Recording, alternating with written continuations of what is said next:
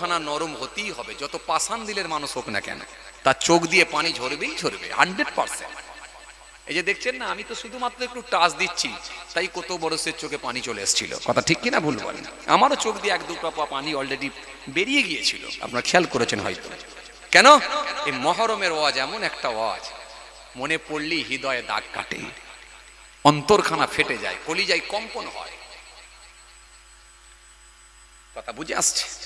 45 বছর বয়স, 49 হিজরি, রাসূলুল্লাহর বড় নাতি হযরত ইমাম হাসান রাদিয়াল্লাহু তাআলা আনহুকে দুশমনের দল বিষ পান করিয়ে শহীদ করে দিয়েছিল।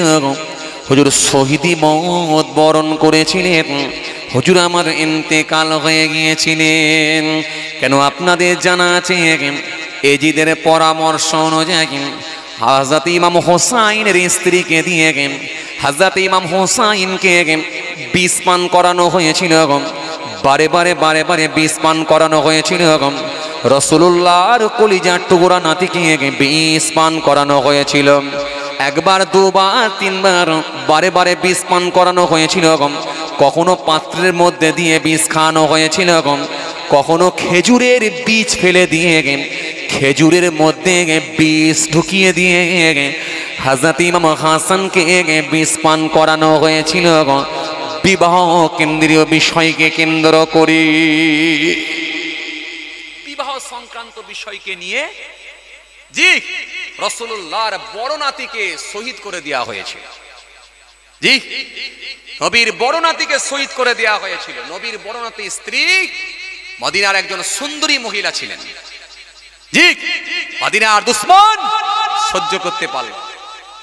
জি, একজন মহিলাকে দিয়ে, একজন কূটনীতিবিদ মহিলাকে দিয়ে রাসূলুল্লাহর নাতি ইমাম হাসান হুজুরের স্ত্রীকে কন্ট্রোলে নিয়েছে বিষ পান করানো হয়েছিল।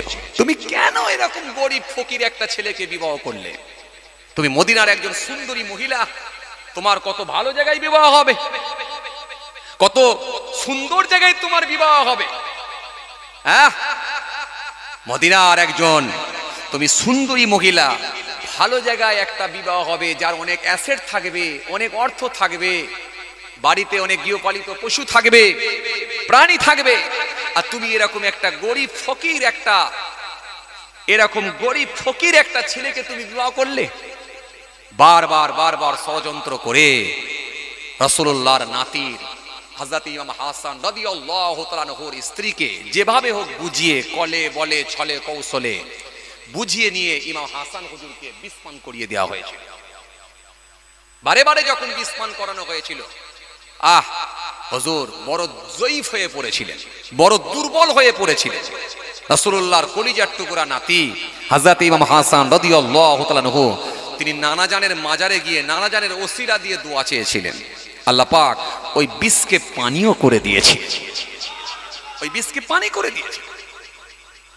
রাসূলুল্লাহর কলিজার টুকরা নাতি হযরত ইমাম হাসান রাদিয়াল্লাহু তাআলা আনহু হুজুরকে যখন খেজুরের বীজখানা বের করে নিয়ে গেলেন, ওই খেজুরের মধ্যে বীজ ভরে দিয়ে রাসূলুল্লাহর কলিজার টুকরা নাতিকে যখন বীজ খাইয়ে দেয়া হলো, হুজুরের শরীরের মধ্যে কলিজারে গিয়ে যখন ওই বীজখানা গিয়ে ধাক্কা মারে, হুজুরের কলিজা খানা জ্বলে যায়। হুজুর আর সহ্য করতে পারেন না। আল্লাহ নবীর নাতি হযরত ইমাম হাসান রাদিয়াল্লাহু তাআলা আনহু হুজুর দেরি না করে নবীর রওজায় মাজারে গেলেন। মাজারে গিয়ে ঝরঝর করে কাঁদতে লাগলেন, তেলাওয়াত করলেন। তেলাওয়াত করে নানা জানের দরবারে গিয়ে আল্লাহর দরবারে হাত তুললেন। নানা জানের ওসিলা দিয়ে দোয়া চেয়েছিলেন। নানা জানের ওসিলাতে আমার আল্লাহ পাক ওই বীজকে পানি করে দিয়েছিলেন। এরকম ভাবে যখন বারে খাওয়ানো হয়, হুজুর বড় জয়ীফ হয়ে পড়েন, বড় কামজোর হয়ে পড়েন, বড় মাজুর হয়ে পড়েন। হুজুর আর রোদ্রে বার হতে পারতেন না, হুজুর আর দ্রুত হাঁটতে পারতেন না, তাড়াহুড়ো করে হুজুর আর যেতে পারতেন না। রৌদ্রে আর বেরোতে পারতেন না, কেন রৌদ্রের তাপ হুজুরের আর সহ্য হতো না। হুজুর বড় কমজোর হয়ে পড়েছিলেন। অনেক লম্বা ঘটনা, আমি একেবারে ছোট করে খালি মূল কথাটা আপনাদের সামনে একটু টাচ দিচ্ছি। কেন আগেই বললাম, মুহররমের যদি ঘটনা বলা হয় বা রাসূলুল্লাহর দুই নাতিকে নিয়ে যদি ডিটেলস আলোচনা করা হয়, অন্তত 4 থেকে 4.5 ঘন্টা সময় লাগবে। অত ডিটেলস আলোচনায় আমি যাচ্ছি না, একেবারে শেষ লগ্ন থেকে একটুখানি অন্তত টাচ দিচ্ছি। বারবার যখন হুজুরকে বিষ পান করানো হলো, হুজুর বড় কমজোর হয়ে পড়লেন, বড় অসুস্থ হয়ে পড়লেন। হুজুর আর সহ্য করতে পারছেন না, রৌদ্রের তাপ হুজুর সহ্য করতে পারতেন না। হুজুর দ্রুত হাঁটতে পারতেন না, তাড়াহুড়ো করে হাঁটতে পারতেন না, বড় কমজোর হয়ে গিয়েছিলেন। জীবনে শেষ রাত হুজুর বিষ পান করানো হয়েছিল। হুজুরকে যখন ফ্যামিলি থেকে এই বিষ পান করিয়ে দেওয়া হয়েছিল, হুজুরের মুরিদ মুতাকিদিনরা আর সহ্য করতে পারল না। তারা হুজুরকে নিয়ে চলে এলেন, নিজেদের দায়িত্বে নিলেন। আমরা হুজুরের দেখভাল করব, আমরাই হুজুরের খাওয়া দাওয়ার ব্যবস্থা করব, আমরাই হুজুরের সেবা যত্ন করব। হুজুর বড় অসুস্থ অবস্থায় আছেন, জীবনের শেষ রাত, 45 বছর বয়স, 49 হিজরি। জীবনের শেষ রাত যখন এসে গেল, হুজুর যখন মুরিদদের কাছে আছেন, মুরিদরা হুজুরকে গোল করে ঘিরে রেখেছেন। হুজুর আস্তে আস্তে রাত হয়ে যাচ্ছে। এই বারবার বিষ পান করানোর কারণেতে হুজুরের তেষ্টা পিপাসা বড় বেড়ে গিয়েছিল। ঘন ঘন ঘন ঘন হুজুরের পানির প্রয়োজন হতো, ঘন ঘন হুজুরের পিপাসা লাগতো। তাই মুরিদরা সব সময় হুজুরের জন্য কুজোর ব্যবস্থা করে তার ভেতরে পানি রেখে হুজুরের পানির ব্যবস্থা সব সময়ের জন্য মজুদ করে রাখতো। হুজুরের মাথার কাছে পানির ব্যবস্থা করা হয়েছিল। কিন্তু জীবনের শেষ রাত, 45 বছর বয়স, 49 হিজরি, এটাই হয়েছিল হুজুরের জীবনের শেষ রাত। জীবনের শেষ রাত হয়ে গেল। হুজুর এই রাতে শাহাদাত বরণ করবেন, ইন্তেকাল হয়ে যাবেন, শহীদি মওত হুজুরের হবে। এটা জীবনের শেষ রাত, 49 হিজরি, 45 বছর বয়স। ও আল্লাহ, তো অনেক টাইম হয়ে গেছে গো, 12:30 বেজে গেছে, আমি তো ওয়াচ করেই যাচ্ছি। থাক আর বলবো নি ভাই। ই আল্লাহ, আপনারা তো মুহররমের ওয়াজ আমার থেকে বেশি বেশি জানেন, প্রতিদিন ওয়াজ শুনছেন আলহামদুলিল্লাহ। তারপর আবার বলছেন বলেন বলেন, যে রাসূলুল্লাহর নাতিদের ওয়াজ আপনাদের সবার মুখস্থ আছে আলহামদুলিল্লাহ। তবে হ্যাঁ, এটা ঠিক, নবীর নাতিদের কথা শুনলে হৃদয়টা নরম হয়ে যায়, অন্তরখানা নরম হয়ে যায়। আহারে, অন্তরখানা নরম হয়ে যায়। যত পাষাণ দিলেরই মানুষ হোক না কেন, হৃদয়টা তার নরম হয়ে যায়, সহ্য করতে পারে না। রাসূলুল্লাহর নাতি হযরত ইমাম হাসান রাদিয়াল্লাহু তাআলা আনহু জীবনের শেষ রাত, 45 বছর বয়স, 49 হিজরি। আস্তে আস্তে হুজুর শাহাদাত বরণ করবেন। হুজুরের পানির মওজুদ করা হয়েছে, মাথার কাছে কুঁজোর মধ্যে পানি রাখা আছে। রাত হয়ে গেছে, হুজুর অসুস্থ অবস্থায় আছেন, বিছানায় শয়ন করেছেন। এসার নামাজখানা আদায় করে নিয়ে হুজুর শুয়ে শুয়ে এসার নামাজখানা আদায় করে নিয়ে বিছানায় হুজুর শয়ন করেছেন, শুয়ে আছেন। এসার নামাজখানা পড়ে শুয়ে আছেন। রাত হয়ে গেছে, অনেকটাই রাত, গভীর রাত। হুজুর সন্ধ্যা থেকে বারে বারে পানি খেয়েছেন। গভীর রাত্রিতে হুজুরের একটু ঘুম এসে গেছে, হুজুর একটু চোখটা বন্ধ করে নিয়েছেন, হুজুর একটু ঘুমিয়ে পড়েছেন। এমত অবস্থায় দেখা যায় হুজুরের মুরিদ মুতাকিদিন যারা ছিল, তানাদেরও চোখে ঘুম এসে গেল। সবটাই তো আল্লাহর মাশিয়াত, আল্লাহর ইচ্ছা। সবাই আস্তে আস্তে দেখা যায় ঘুমেতে টলতে শুরু করলাম। কেউ বা মাথাটা হেঁট করে দিল, কেউ বা দেওয়ালে মাথাটা ঠেক দিল, দেওয়ালে মাথাটা ঠেকিয়ে দিয়ে সবাই আস্তে আস্তে ঘুমিয়ে পড়ল। হুজুরও একটু বিছানায় ঘুমিয়ে পড়েছে, হুজুরকে গোল করে ঘিরে আছি, ঘুমিয়ে পড়েছে। যে জায়গা থেকে আমি ছেড়ে এলাম, চলুন 49 বছর বয়স, এই 49 হিজরি 45 বছর বয়স, জীবনের শেষ রাত। এই মনে আছে আপনাদের? জীবনের শেষ রাত, জীবনের শেষ রাত যখন এসে পৌঁছে গেল, জীবনের শেষ রাতে রাসূলুল্লাহর বড় নাতি, কলিজার টুকরা নাতি হযরত ইমাম হাসান রাদিয়াল্লাহু তাআলা আনহু, তিনি একটু ঘুমিয়ে পড়েছেন, একটু রেস্ট করছেন, ঘুমিয়ে পড়েছেন। সঙ্গী সাথীরা, হুজুরের মুরিদ মুতাকিদিনরা, তারাও ঘুমিয়ে পড়েছেন, তারাও বসে বসে ঘুমাচ্ছেন। ওই সুযোগে দেখা যায় রাসূলুল্লাহর নাতি হযরত ইমাম হাসান, হুজুরের আহলিয়া, হুজুরের স্ত্রী, সেই 20 খানাকে পানির পাত্রের সঙ্গে মিক্সড করে নিয়েছে, কুজোর মুখে নিয়ে এসে ঢেলে দিল। কুজোর মুখেতে যখনই ঢেলে দেওয়া হলো, ওই কুজোর মুখেতে ঢেলে দেওয়ার সাথে সাথে আস্তে আস্তে দেখা যায় চুয়ে চুয়ে ওই কুজোর মধ্যে গিয়ে বিষ মাখানো পানিতে পরিণত হয়ে গেল, বিষ মাখানো পানি হয়ে গেল। হুজুরের মুরিদ মুতাকিদিন কেউ জানে না, হুজুরও ঘুমিয়ে আছেন, হুজুরও জানেন না। হযরত ইমাম হাসান রাদিয়াল্লাহু তাআলা আনহু, হুজুর আমার ঘুমিয়ে আছে। হঠাৎ করে দেখা যায় গভীর রাত্রিতে হুজুর একটা স্বপ্ন দেখলেন। স্বপ্ন দেখে হুজুর স্বপ্নটা দেখার পরে পড়িয়ে হুজুরের ঘুমটা ভেঙে গেল। ঘুমটা ভেঙে গিয়ে বললেন, বাবারা বাবারা, কি আছো বাবা, আমাকে একটু পানি দাও বাবা, আমি আর বাঁচবো না, আমি আর বাঁচবো না। এটাই হলো আমার জীবনের শেষ রাত। কেননা আমি আমার নানা জানকে এখুনি স্বপ্নে দেখে নিয়েছি। আমার নানা জান জান্নাতের ভেতরে সিংহাসনে কুরসির মধ্যে বসে আছেন। আমার আম্মা জান জান্নাতের ভেতরে সিংহাসনে কুরসির ওপরে বসে আছেন। আমার আব্বা জান হযরতে শেরে খোদা নিয়ে জান্নাতের ভেতরে কুরসির মধ্যে সিংহাসনে বসে আছেন। আমার নানা জান আমাকে বলতে লেগেছেন, ও ভাই হাসান, ভাই হাসান, আর কতদিন থাকবে ভাই? পৃথিবীর জমিনে আর থাকতে হবে না ভাই, চলে এসো ভাই। ও ভাই হাসান চলে এসো, চলে এসো ভাই, চলে এসো। ও ভাই হাসান চলে এসো ভাই।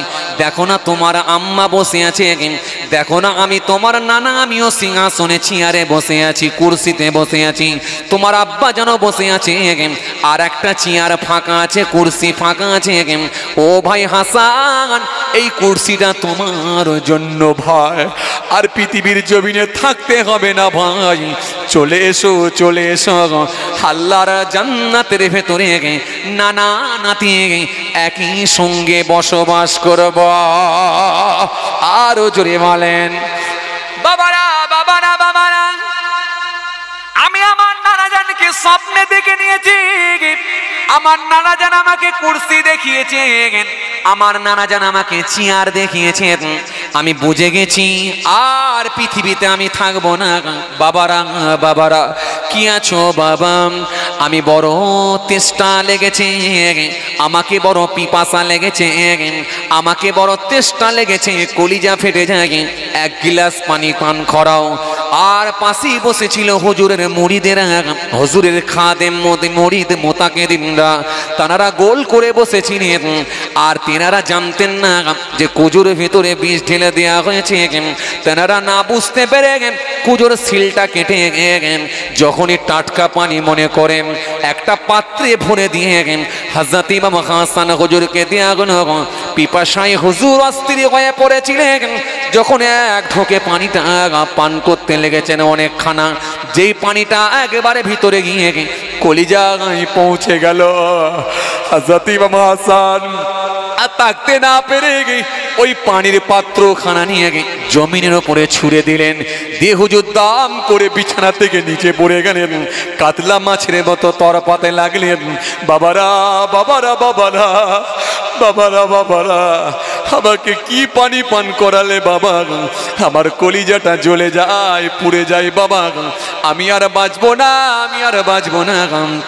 এটাই হলো আমার জীবনের শেষ রাত। বাবারা আমি আর বাঁচবো না বাবা। প্রত্যেক মারে আমার নানা যান আখিরি জামানার নবী, দো জাহানের বাদশাহ হাবিবুল্লাহ হযরত নবী মুহাম্মদ রাসূলুল্লাহ সাল্লাল্লাহু আলাইহি ওয়াসাল্লাম হুজুরের রওজা পর্যন্ত আমি পৌঁছাতে পেরেছি।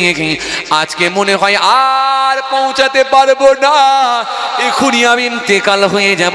বাবারা বাবারা, আজ রাত আমার কাটবে না। বাবারা বাবারা, এখনই আমার ছোট ভাইকে ডাকো, ছোট ভাইকে আমার সামনে নিয়ে এসো। খাদেমেরা দৌড়াতে লাগলেন। খবর কানা হযরত ইমাম হোসাইনের কাছে পৌঁছে গেল। হযরত ইমাম হোসাইন কানতে কানতে ভেউ ভেউ করে কানতে কানতে রাসূলুল্লাহর বড় নাতি বড় ভাইজান হযরত ইমাম হাসান হুজুরের সামনে গিয়ে পৌঁছে গেলেন। পৌঁছে গিয়ে বললেন, বড় ভাইজান কি হয়েছে আমাকে একবার বলুন। আমি ছোট ভাই ইমাম হোসাইন আমি মোকাবেলা করব। হযরত ইমাম হাসান সেই সময় বলেছিল, ছোট ভাই ও আমার ছোট ভাই, কলিজার টুকুরা ভাই ও আমার ছোট ভাই, তোমাকে মোকাবেলা করতে হবে না, তোমাকে বুঝাপড়া করতে হবে না। আমার আল্লাহ যদি আমাকে হায়াত দেন, আমি যদি সুস্থ হয়ে উঠি, যদি আমি বেঁচে উঠি, যদি আমি সুস্থ হয়ে উঠি, আমি নিশ্চয় জিজ্ঞাসা করব কেন আমাকে বিষ খাওয়ানো হলো। আর যদি আমি সুস্থ হয়ে না উঠি, আমি যদি এই অবস্থায় মারা যাই, ইন্তেকাল হয়ে যাই, তাহলে আমি ইমাম হাসান আল্লাহর রাস্তায় তাকে মাফ করে দিলাম। মৃত্যুর বিছানায় পড়ে আছেন তবুও মাফ করছেন, মৃত্যুর বিছানায় পড়ে আছেন তবুও ক্ষমা করছেন। এই হলো ইমাম হাসান হুজুর রাসূলুল্লাহর কলিজার টুকরা বড় নাতি। হযরত ইমাম হুসাইনকে বলেছিলেন, ও ভাই হুসাইন, যদি আমি হায়াতে ফিরে উঠি আমি জিজ্ঞাসা করব, আর আমি যদি ইন্তেকাল হয়ে যাই আমি তাকে মাফ করে দিলাম। তবে ভাই ছোট ভাই, আমি যদি ইন্তেকাল হয়ে যাই তুমি আমার জানাজার নামাজটা পড়িয়ে দিও গো। আর আমি ইন্তেকাল হয়ে যাবার পরে আমার নানি জানের কাছে এই সংবাদটা অন্তত পৌঁছে দিও। আর আমার নানি জানকে গিয়ে বলবে, আমার নানাজান আমাকে বড় ভালোবাসতেন, পেটে করে নিয়েছেন, কোলে করে নিয়েছেন, পিঠে করে নিয়েছেন। আমার নানাজান ঘোড়া হয়ে আমাকে ঘুরিয়েছেন, চাপিয়েছেন। আমার নানাজান আমাকে বড় ভালোবাসা দিয়েছেন, আমার নানাজান আমাকে বড় মোহাব্বত করেছেন। আমার নানাজান আমাকে কত কপালে চুমা দিয়েছেন, গালেতে চুমা দিয়েছেন। আমি যদি এই অবস্থায় ইন্তেকাল হয়ে যাই, আমার নানিজানকে বলবে, যদি আমার নানিজান হুকুম দেন, অনুমতি দেন, তাহলে নানাজানের পাশে থেকে আমার মাজারটা কবরটা হবে। আর যদি অনুমতি না দেন, তাহলে মদিনার বিখ্যাত গোরস্থান জান্নাতুল বাকির মধ্যে আমাকে দাফন করবে, আর তুমি আমার জানাজার নামাজটা পড়িয়ে দেবে।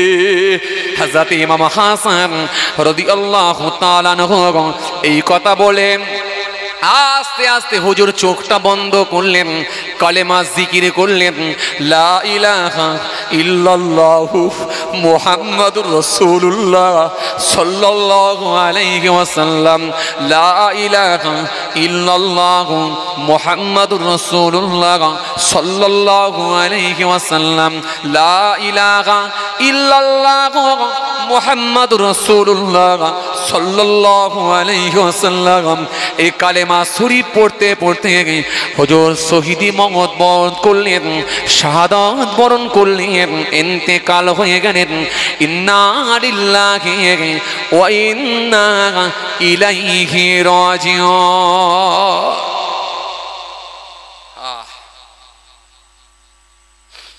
হুজুর ইন্তেকাল হয়ে গেলেন। ইন্তেকাল হয়ে যাওয়ার পর হযরত ইমাম হোসাইন রাদিয়াল্লাহু তাআলা আনহু তিনি কাঁদতে কাঁদতে ছুটতে শুরু করলেন। কোথায়? নানি জানের কাছে ছুটতে শুরু করলেন, দৌড়াতে লাগলেন। নানি জান, নানি জান, নানি জানের কাছে ছুটছেন, দৌড়াচ্ছেন। নানি জানের কাছে গিয়ে ঝরঝর করে কাঁদতে লাগলেন। নানি জান, বড় ভাই একদিন ইন্তেকাল হয়ে গেল।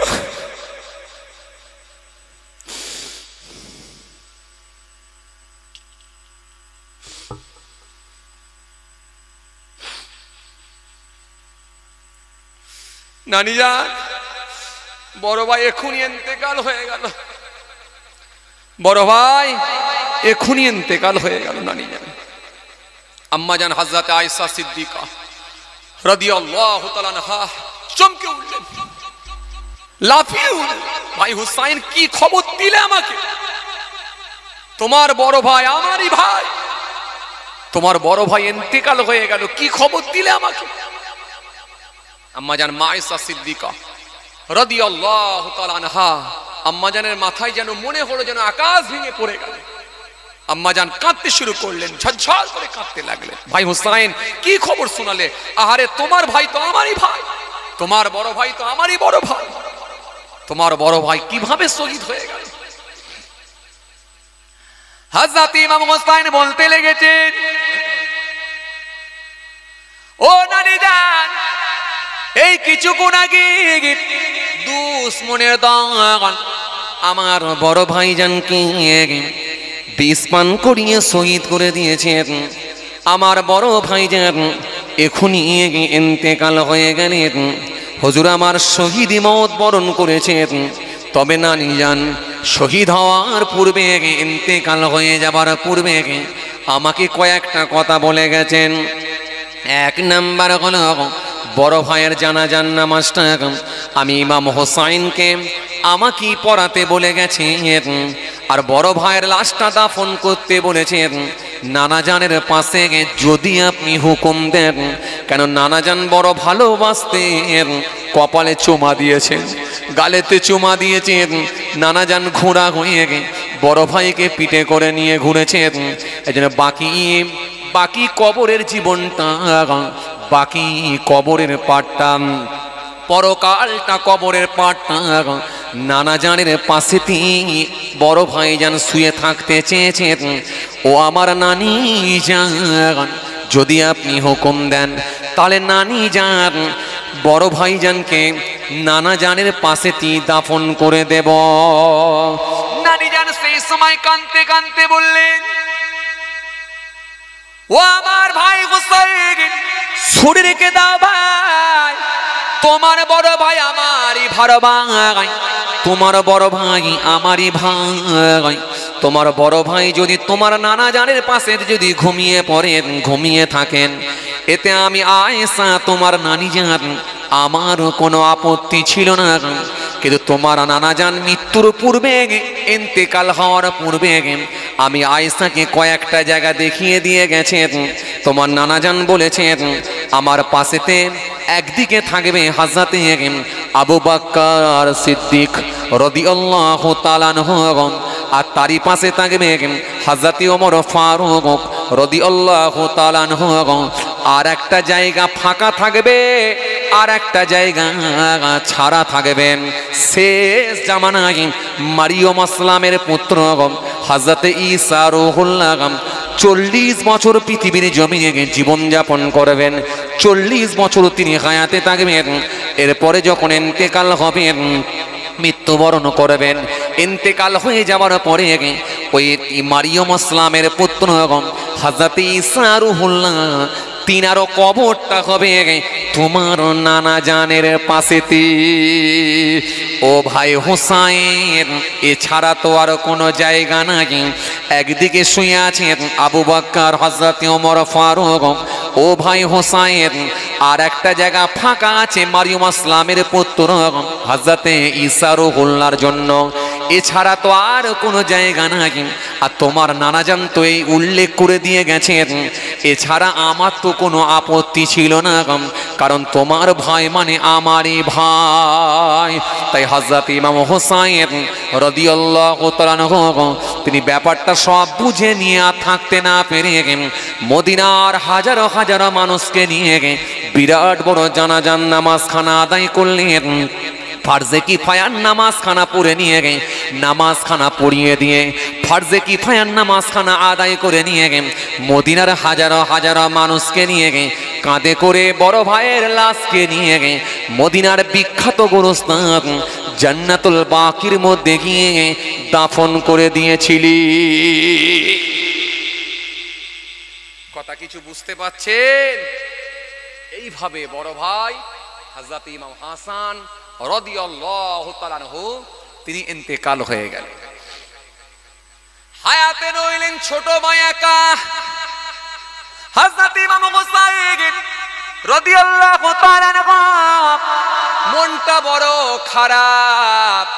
নানাজান ছিলেন তিনি নাই, আব্বাজান ছিলেন তিনিও নাই, আম্মাজান ছিলেন তিনিও নাই, আমার মায়ের পেটের বড় ভাই ছিলেন তিনিও আর নাই। জানি না আমি হোসাইন আর কতদিন পৃথিবীতে থাকবো আমার জানা নাই। হযরত ইমাম হোসাইন মনটা বড় খারাপ, মাঝে মাঝে একটু ঝিমিয়ে থাকেন আর মনে করেন দুই দিকের চোখ দিয়ে পানি ঝরিয়ে দেয়। আস্তে আস্তে বহুদিন কেটে গেল। ও আল্লাহ, 1টা বেজে গেছে। এই না ফজরের আজান এখানে হয়ে যাবে শেষকালে না, ওই সর্বনাশ, অনেক লম্বা ঘটনা। 1টার পর একটা বলতে গেলে ফজরের আজান এখানেই হয়ে যাবে। যাই হোক ভাইরা আমার, এই মুহররম মাস আমাদের সামনে দিয়ে চলে যাচ্ছে। এই মুহররম মাসের কিছু করণীয় কাজ আছে, কিছু বর্জনীয় কাজ আছে, সেগুলো মূলত আমাদের করা এবং মুহররম মাসে আল্লাহর সন্তুষ্টি অর্জন করা, বেশি বেশি করে কোরআন শরীফ তেলাওয়াত করা। এই মুহররম মাসের অনেক কাজ আছে, সেই কাজগুলো করা। যখনই মুহররম মাস এসে পৌঁছে যায় আমাদের কিছু কথা অন্তত মনে পড়ে যায়। কেন হযরত আদম আসলামকে আমার আল্লাহ পাক বেহেশতে প্রবেশ করিয়েছিলেন, বেহেশতে থেকে বাহির করেছিলেন। হযরত আদম আসলামের তওবাকেও আল্লাহ কবুল করেছিলেন। এরকম একাধিক ঘটনা আপনাদের জানা আছে। লাওহে মাহফুজ আল্লাহ বানিয়েছিলেন। কি কথা বুঝে আসছে? মূসা আসলামকে আল্লাহ পাক দরিয়া পার করিয়ে নিয়েছিলেন। হযরত নূহ আসলামের কিস্তি পাহাড়ে গিয়ে থেকে গিয়েছিল বা লেগে গিয়েছিল, সেটাও 10ই মুহররমই ছিল। সেই দিনের কথা আমাদের স্মরণ করিয়ে দেয়। যদিও কিছু কথা ইখতিলাফ রয়েছে, মতবিরোধ রয়েছে। কেউ বলেছেন 10 তারিখে ঘটেছে, কেউ বলেছেন না মুহররম মাসেই ঘটেছে। তার মধ্য থেকে একেবারে আমরা যেমন হাদিস থেকে প্রমাণ পেয়েছি, যেমন হযরত মূসা কালিমুল্লাহ তিনি দরিয়া পার হয়েছিলেন, এটা একেবারে হাদিস থেকে প্রমাণিত। জি, হযরতে নূহ আসলাম আপনাদের জানা আছে, তিনি কিস্তি তৈরি করেছিলেন, নৌকা বানিয়েছিলেন। ওই নৌকার ওপরে ইমানদার মানুষগুলোকে নৌকার ওপরে তুলে নিয়েছিলেন। যেদিনে হযরতে নূহ আসলাম নৌকা থেকে তিনি নৌকাটার গিয়ে পাহাড়ের ধারে গিয়ে লেগে যায়, ঠেকে যায়, যদি পাহাড়ে গিয়ে আটকে যায়, সেদিনটাও কিন্তু মুহররমের 10 তারিখই ছিল। এইরকম ভাবে কিছু কথা আমাদের মনে পড়ে যায় মুহররম মাস আসলি। তার ভেতরে একটা বেদনাদায়ক ঘটনা, যেটা উম্মতে মুহাম্মাদের কাছে বড় কষ্টদায়ক ঘটনা, যেটা উম্মতে মুহাম্মাদের কাছে বড় বেদনাদায়ক ঘটনা, যেটা হলো জি মুহররমের আশুরার দিনে আপনাদের জানা আছে কারবালার ময়দানে যে ইমাম হোসাইন রাদিয়াল্লাহু তাআলা আনহুকে এবং তিনার সঙ্গী সাথীদেরকে, তিনার পরিবারবর্গকে যে নির্মমভাবে হত্যা করা হয়েছিল, শহীদ করে দেওয়া হয়েছিল, সেটাও কিন্তু মুহররমের 10 তারিখ আশুরার দিনই ঘটেছিল। এজন্য উম্মতে মুহাম্মাদের কাছে এই ঘটনাটা বড় বেদনাদায়ক ঘটনা। মনে পড়লে চোখ দিয়ে এক কাতরা পানি ঝরে যায় আর অন্তরে দাগ কাটে, হৃদয়ে আঘাত লাগে। ইমাম হোসাইন হুজুরের কথা এবং ইমাম হাসান হুজুরের কথা এবং রাসূলুল্লাহর কলিজার টুকরাদের মনে পড়লেই, কথা মনে পড়লেই ওর নবীর উম্মতদের অন্তরে হৃদয়ে আঘাত লাগে, কলিজাখানা কম্পন হয়, চোখ দিয়ে পানি ঝরে যায়। ভাইরা আমার, বন্ধুরা আমার, সাথী মহব্বতের ভাইরা, রাসূলুল্লাহ 2 নাতিকে বড় ভালোবাসতেন, হযরত ইমাম হাসান, হযরত ইমাম হোসাইন রাদিয়াল্লাহু তাআলা আনহুমা। হুজুরদেরকে বড় ভালোবাসতেন, বড় মহাব্বত করতেন। কিতাবের মধ্যে পাওয়া যায় নবী 3 বাচ্চাকে নিয়ে বসে আছেন, হযরত ইমাম হাসান, হযরত ইমাম হোসাইন আর হযরতে রাসূলুল্লাহর কলিজার টুকরা পুত্র হযরতে ইব্রাহিম, 3 জনকে নিয়ে নবী বসে আছেন। এমত অবস্থায় হযরতে জিবরাইল ফেরেশতা এলেন, ইয়া রাসূলুল্লাহ, হাবিবাল্লাহ হুজুর, এই 3টে বাচ্চার ভেতর থেকে একটা বাচ্চাকে আমার আল্লাহ পছন্দ করেছেন, একটা বাচ্চাকে আমার আল্লাহ নিতে চান, এর ভেতর থেকে আপনি কাকে দিতে চান? আমার নবী সেই সময় 3 বাচ্চার দিকে তাকালেন, ইমাম হাসান, ইমাম হোসাইন হুজুরদের দিকে তাকালেন, তাকিয়ে বললেন, আমার 2 নাতিকে, কলিজার নাতি দুজনকে টেনে নিয়ে ইব্রাহিম হুজুরের দিকে তাকিয়ে বললেন, আমার সন্তান ইব্রাহিম কি আল্লাহর রাস্তায় আমি দিয়ে দিতে চাই। তো এত ভালোবাসতেন 2 নাতিকে। কিতাবের মধ্যে পাওয়া যায় নবী মাঝে মধ্যেই তিনি ঘোড়া হয়ে যেতেন, বাচ্চাদেরকে পিঠে চাপাতেন, চাপিয়ে নবী ঘোড়া হয়ে বাচ্চাদেরকে নিয়ে ঘোরাতেন। কি মহাব্বত করতেন, কি ভালোবাসতেন। রাসূলুল্লাহর কলিজার টুকরা 2 নাতিকে এত মহাব্বত করতেন, ভালোবাসতেন। হ্যাঁ আমার নবীর হাসান হোসাইন হুজুরদের কথা বললে শেষ করা যাবে না। নবী এত ভালোবেসেছেন, এত মহাব্বত করেছেন। কিতাবের মধ্যে পাওয়া যায় এক সময় রাসূলুল্লাহ সাল্লাল্লাহু আলাইহি ওয়াসাল্লাম তিনি দরবারে বসে আছেন। এমত অবস্থায় দেখা যায় 2 জাঙের ওপরে 2 বাচ্চাকে, হযরত ইমাম হাসান, হযরত ইমাম হোসাইন রাদিয়াল্লাহু তাআলা আনহুমা হুজুরদেরকে 2 জাঙের ওপরে বসিয়ে নিয়ে আল্লাহ নবী কিছু কথোপকথন করছেন, ভালোবাসছেন, বাচ্চাদের সঙ্গে কথোপকথন করছেন, আদর করছেন। এমত অবস্থায় দেখা যায় হযরতে জিবরাইল আলাইহিস সালাম, জিবরাইল ফেরেশতা জিবরাইল আলাইহিস সালাম তিনি রাসূলুল্লাহর একজন সাহাবীর আকৃতি ধারণ করে নবীর দরবারে এসে পৌঁছালেন। নবীর দরবারে যখন এসে পৌঁছালেন, আল্লাহ নবী সাল্লাল্লাহু আলাইহি ওয়াসাল্লামকে এসে সালাম দিলেন, নবী সালামের জবাব দিলেন। এমত অবস্থায় নবীর সঙ্গে কথোপকথন শুরু হলো।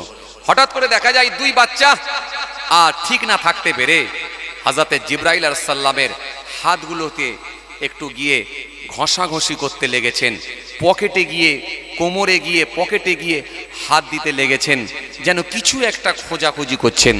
নবী 2 বাচ্চাকে হাত ধরে টেনে নিচ্ছেন, বাচ্চারা নবীর কথা আবার নবী টেনে নিচ্ছেন, আবার বাচ্চারা ফের নবীর কাছ থেকে গিয়ে হযরতে জিবরাইল আলাইহিস সালামের হাতে হাত দিচ্ছেন, পকেটে হাত দিতে যাচ্ছেন, কিছু যেন একটা খোঁজাখুঁজি করছেন।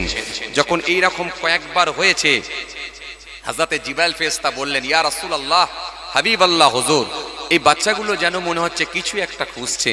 হুজুর, এই বাচ্চাগুলো কি চাইছে একটু আমাকে বলুন তো। হে তরুণিয়া নওজওয়ান জামাকেরা, হে আমার মুরব্বিরা, বাবারা শুনে রেখে দেখে কিতাবের মধ্যে পাওয়া যায় আল্লাহ নবী সেই সময় বলেছিলেন, সেই সময় আমার নবী সুন্দর করে বলেছিলেন, ও হযরতে জিবরাইল ফেরেশতা, এই বাচ্চাগুলো আপনাকে চিনতে পারে না, এই বাচ্চাগুলো আপনাকে বুঝতে পারে না, আপনি যেন কিছু খারাপ মনে নেবেন না, বাচ্চাগুলোর কথা যেন আপনি খারাপ ভাববেন না। হযরতে জিবরাইল ফেরেশতা বলেছিলেন, ইয়া রাসূলুল্লাহ, ইয়া হাবিবাল্লাহ, ও আল্লাহ নবী, এই বাচ্চাগুলো কি খুঁজছে একটু অন্তত আমাকে বলুন। আল্লাহ নবী সেই সময় বলেছিলেন, আমার এক সাহাবী ছিলেন, আমার এক সাহাবী আছে, যার নাম হলো দাইয়াতুল কলব। এই দাইয়াতুল কলবে আমার এক সাহাবী, যে সাহাবী আমার এই নাতি 2 জনাকে বড় ভালোবাসে, বড় মহব্বত করে। আমার নাতি 2 জনের সামনে যখন এসে পৌঁছে যায়, নাতি 2 জনের জন্য কিছু উপরকর কিছু খাবার অন্তত বাচ্চাদের জন্য নিয়ে আসেন, প্রত্যেক দিন নিয়ে আসেন। যখনই আমার কাছে আসেন খাবার নিয়ে আসেন, কিন্তু আজকে আপনি ওই আমার ওই সাহাবীর আকৃতি ধারণ করে এসেছেন, তাই এই বাচ্চাগুলো বুঝে উঠতে না পেরে আপনি যে ফেরেশতা, আপনি যে হযরতে জিবরাইল, এটা এরা জানে না। তাই আপনার হাতে হাত লাগাই আপনার পকেটে হাত বোলাতে শুরু করেছে। ভাই জিবরাইল যেন কিছু ভাববেন না, কষ্ট নেবেন না। ভাই জিবরাইল যেন কিছু মনে কষ্ট নেবেন না, কিছু দুঃখ নেবেন না। বাচ্চাগুলো আপনাকে চিনতে পারে না, এই বাচ্চাগুলো আপনাকে বুঝতে পারে না, আমার সাহাবীর আকৃতি ধারণ করে আপনি এসেছেন, এরা বাচ্চা মানুষ তো তাই বুঝতে পারে না, তাই আমি বারে বারে টেনে নিচ্ছি। হযরত জিবরাইল ফেরেশতা কথা শোনার পরে হযরত জিবরাইল বলেছিলেন, ওয়াল্লাহ নবী বিয়াদবি নেবেন না হুজুর, বিয়াদবি নেবেন না, এই বাচ্চাগুলোকে অন্তত একটু বুঝিয়ে রাখুন, বাচ্চাগুলোকে একটু অন্তত শান্ত করুন। ও আল্লাহর নবী, আমি এখনই একবার আসছি, একটু অন্তত শান্ত করুন। কিতাবের মধ্যে পাওয়া যায় হযরত জিবরাইল কোথায় গায়েব হয়ে গেলেন, কোথায় অদৃশ্য হয়ে গেলেন। হযরত জিবরাইলের আর কোনো খবর পাওয়া গেল না, কোথায় মুহূর্তের মধ্যে গায়েব হয়ে গেলেন। কিছুক্ষণের মধ্যেই দেখা যায় হযরত জিবরাইল ফেরেশতা হাতেতে তরতাজা ফল নিয়ে, সুন্দর ফল নিয়ে, বিভিন্ন রকমের ফল নিয়ে রাসূলুল্লাহ দরবারে এসে হাজির হয়ে গেলেন। ওয়াল্লাহ নবী, এই বাচ্চাগুলোকে খাওয়ান, এই ফল নিয়ে এসেছি, এই ফলটা দুনিয়ার কোনো ফল নয়, এটা হলো আল্লাহর জান্নাতের ফল। বলবেন না, জান্নাতের ফল খাওয়ান বাচ্চাদেরকে। আল্লাহ নবী একটু মুচকি হাসলেন। বাচ্চা মানুষগুলোকে যখন ওই ফল ধরিয়ে দেয়া হলো, বাচ্চারাও আনন্দের সঙ্গে খেতে শুরু করলো। বাচ্চা মানুষ আনন্দের সঙ্গে ফল খাচ্ছে, আনন্দের সঙ্গে ফল খেতে লেগেছেন, ফল খাচ্ছেন। বেশ কিছুক্ষণ নবীর সঙ্গে কথোপকথন হলো হযরত জিবরাইল আলাইহিস সালাম। জিবরাইল ফেরেশতা যখন বেশ কিছুক্ষণ কথোপকথন হলো, হওয়ার পরে আল্লাহ নবীকে একটু বলতে লেগেছেন, হুজুর একটা কথা বলবো। কি বলো জিবরাইল? হুজুর, এই যে বাচ্চাগুলো, এই বাচ্চাগুলোর সৌভাগ্য কত, এই বাচ্চাগুলোর নসিব কত, এই বাচ্চাগুলো কত ভাগ্যবান। এই বাচ্চাগুলোর মতো সৌভাগ্য পৃথিবীর জমিনে, আল্লাহর জমিনে আর কারোর হবে না। কারণ এই বাচ্চাগুলো দুনিয়ার জমিনে, আল্লাহর জমিনে আখিরি নবী, নূর নবী হযরত নবী মুস্তাফা সাল্লাল্লাহু আলাইহি ওয়াসাল্লাম হুজুরের কোলে বসে আল্লাহর জান্নাতের ফল খেতে শুরু করেছে। একটু জোরে বলতে পারেন না?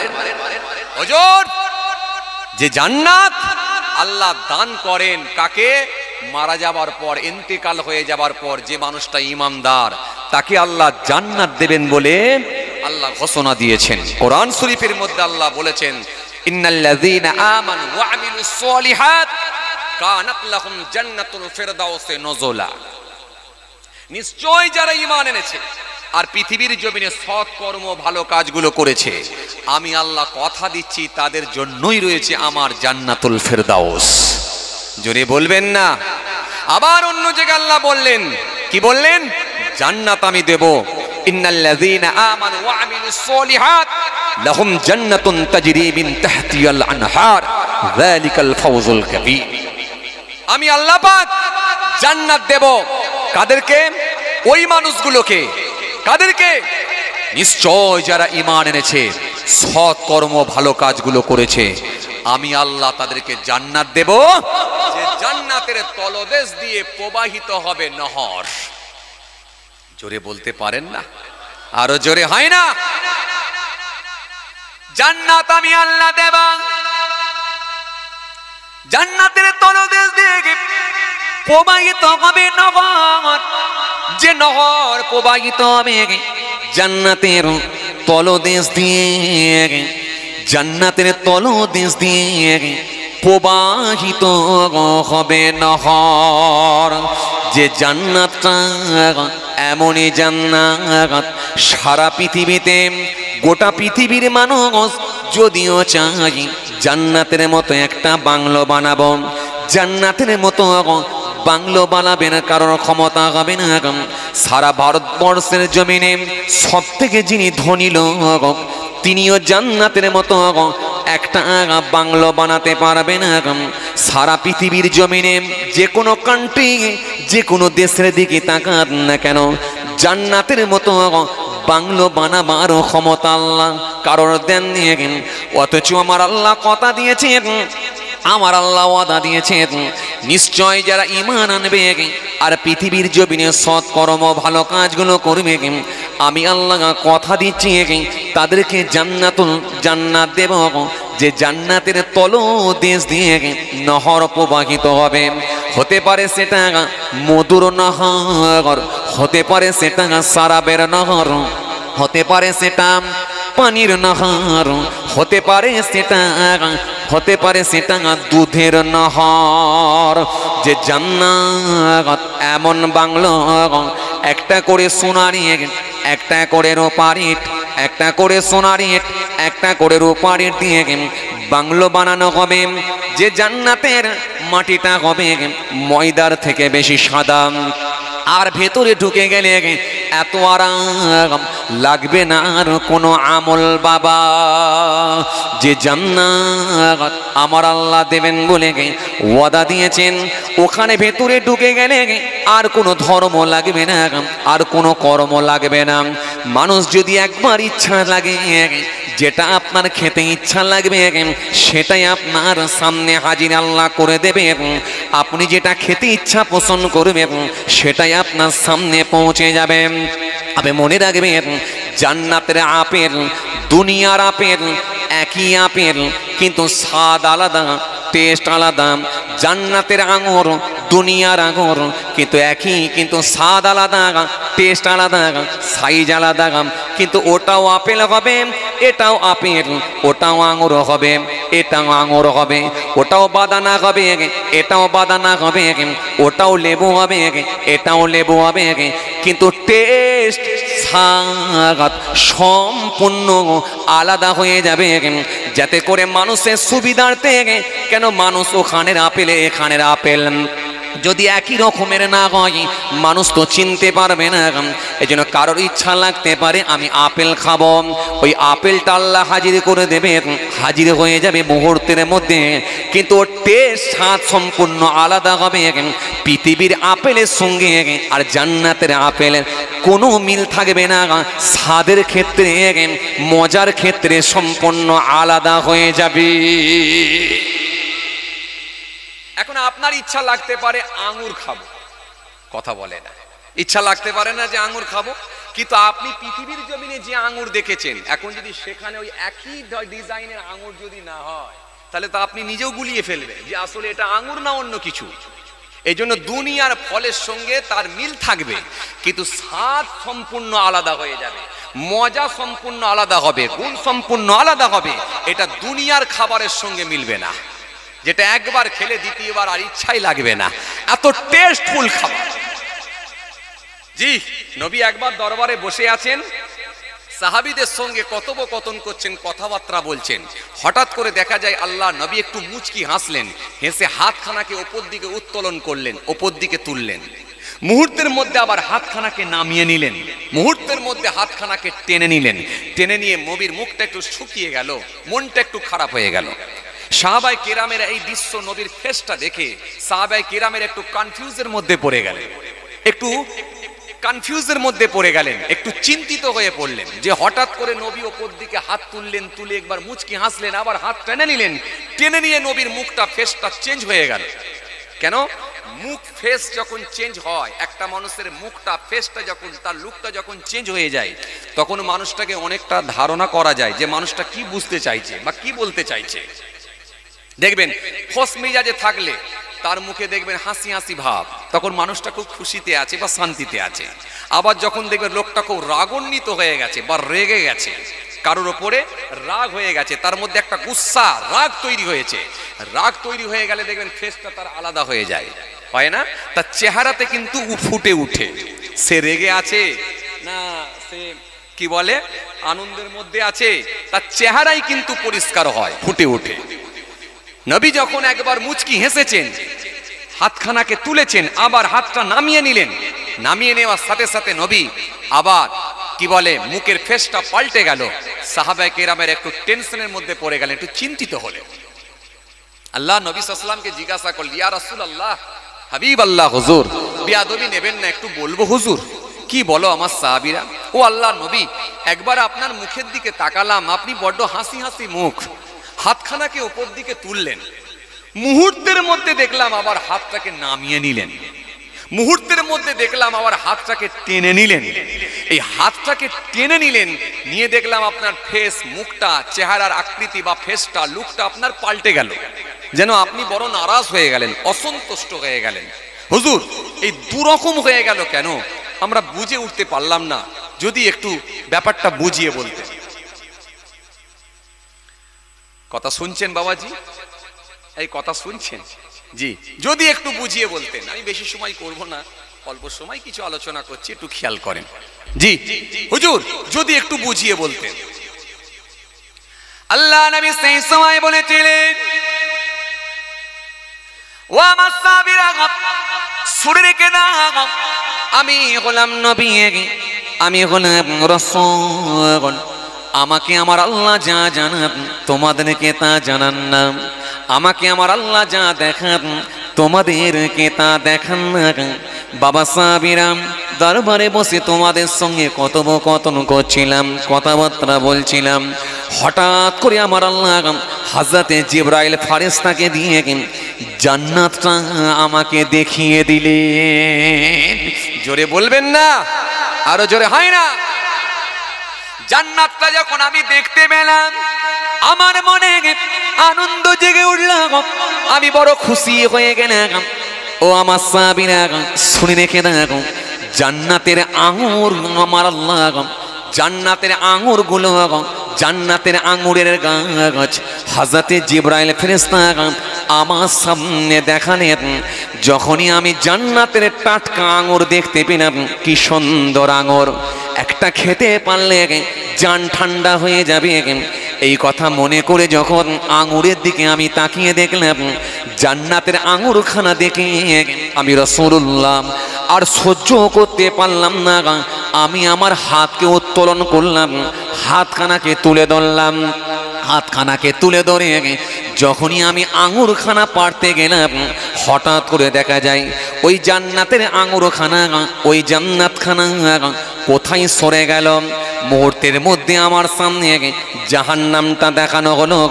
জাহান্নামের যে বিকট গর্জন, জাহান্নামের যে আওয়াজ, জাহান্নামের যে ভয়ঙ্কর ডাক, জাহান্নামের যে আওয়াজ, জাহান্নামের যে ডাক, জাহান্নামের যে গর্জন আমার কানে এসে আওয়াজ পৌঁছে গেল। জাহান্নামের ভয়ঙ্কর দৃশ্য যখন আমি দেখলাম, আমি আমার হাতখানাকে নামিয়ে দিলাম, আমি আমার হাতখানাকে টেনে নিলাম। আমার মনটা বড় খারাপ হয়ে গেল, আমার মনটা বড় শুকিয়ে গেল, মুখটা পাল্টে গেল।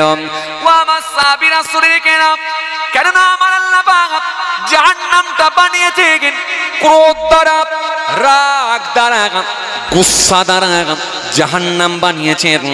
জাহান্নামটা আমার আল্লাহ বানিয়েছেন লোভ দিয়ে, রাগ দিয়ে, গুসা দিয়ে, চাহিদা দিয়ে আল্লাহ জাহান্নাম বানিয়েছেন।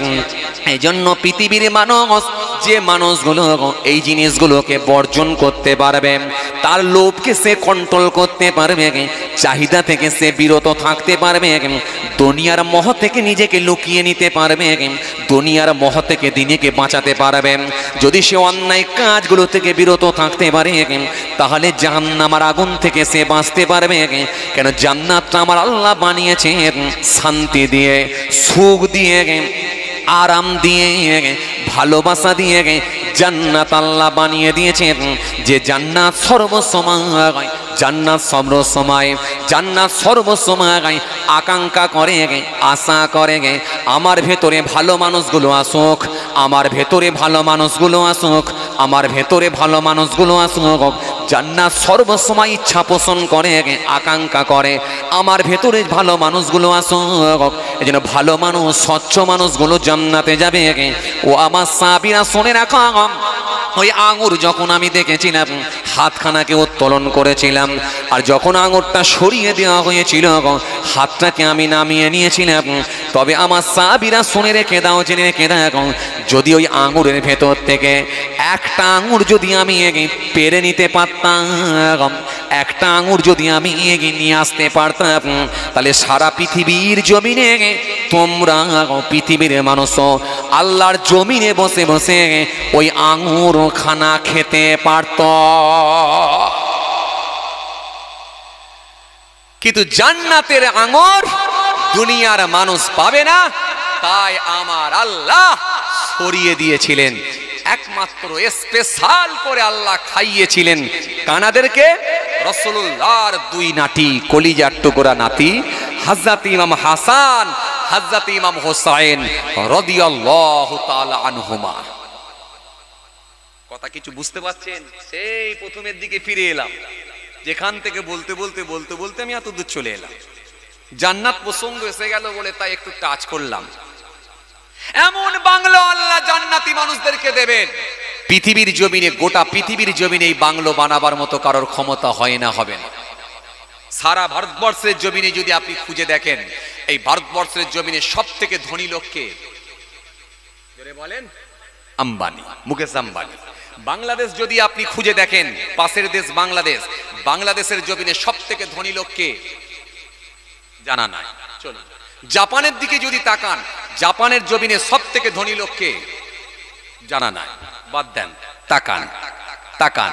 চলুন দুবাইয়ের দিকে যদি তাকান, দুবাইয়ের জমিনে সব থেকে ধনী লোককে জানা নাই, বাদ দেন, তাকান।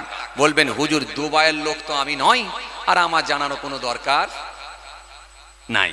হুজুর আমি বাংলাদেশের লোক নই, তো আমার জানানোর কোনো দরকার নাই।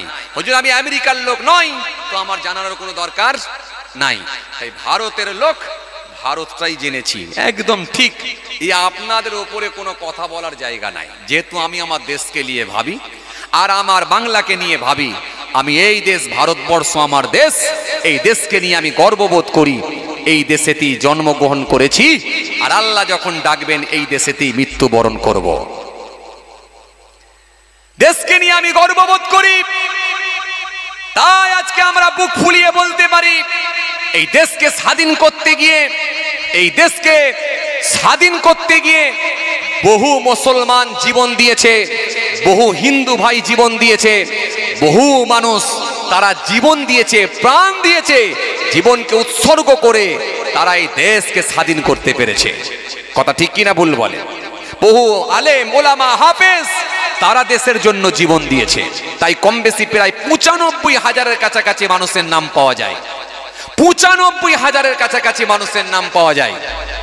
তার ভেতরে ৬৩,০০০ খালি মুসলমানেরই নাম পাবেন। দিল্লির ইন্ডিয়ান গেটে গিয়ে নাম দেখুন, দেখুন দেখুন, সেখানে গিয়ে দেখুন আমার হিন্দু ভাইয়েরা তারা জীবন দিয়েছে, হাজার হাজার হিন্দু ভাইয়েরা তারা প্রাণ দিয়েছেন, দিয়ে হিন্দু মুসলমান তারা দেশকে রক্ষার জন্য, দেশকে স্বাধীন করতে গিয়ে ব্রিটিশদেরকে এদেশ থেকে তাড়িয়েছেন, ব্রিটিশদেরকে এদেশ থেকে বিতাড়িত করেছেন। বড় আফসোস লাগে আজকে দেশের জমিনে যারা মুসলমানদেরকে দেশের গাদ্দার বলে, আসলে তারা নিজেরাই গাদ্দার, তারা নিজেরাই গাদ্দার, তারাই ব্রিটিশদের দালাল।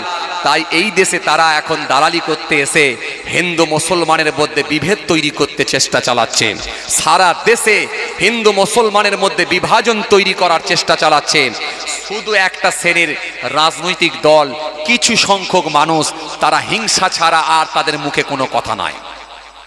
বড় আফসোস লাগে, দেশের জন্য যারা রক্ত দিয়েছে, দেশের জন্য যারা জীবন দিয়েছে, তাদের নামগুলো মনে পড়লে আমাদের হৃদয়ে দাগ কেটে যায়। দেশের জন্য তারা জীবন দিয়েছে, তাই আমাদের মাঝে মাঝে মনে পড়ে যায় আশফাকুল্লাহ খানের কথা মনে পড়ে যায়, মাওলানা আবুল কালাম আজাদের কথা মনে পড়ে যায়, তিতুমিরের কথা মনে পড়ে যায়।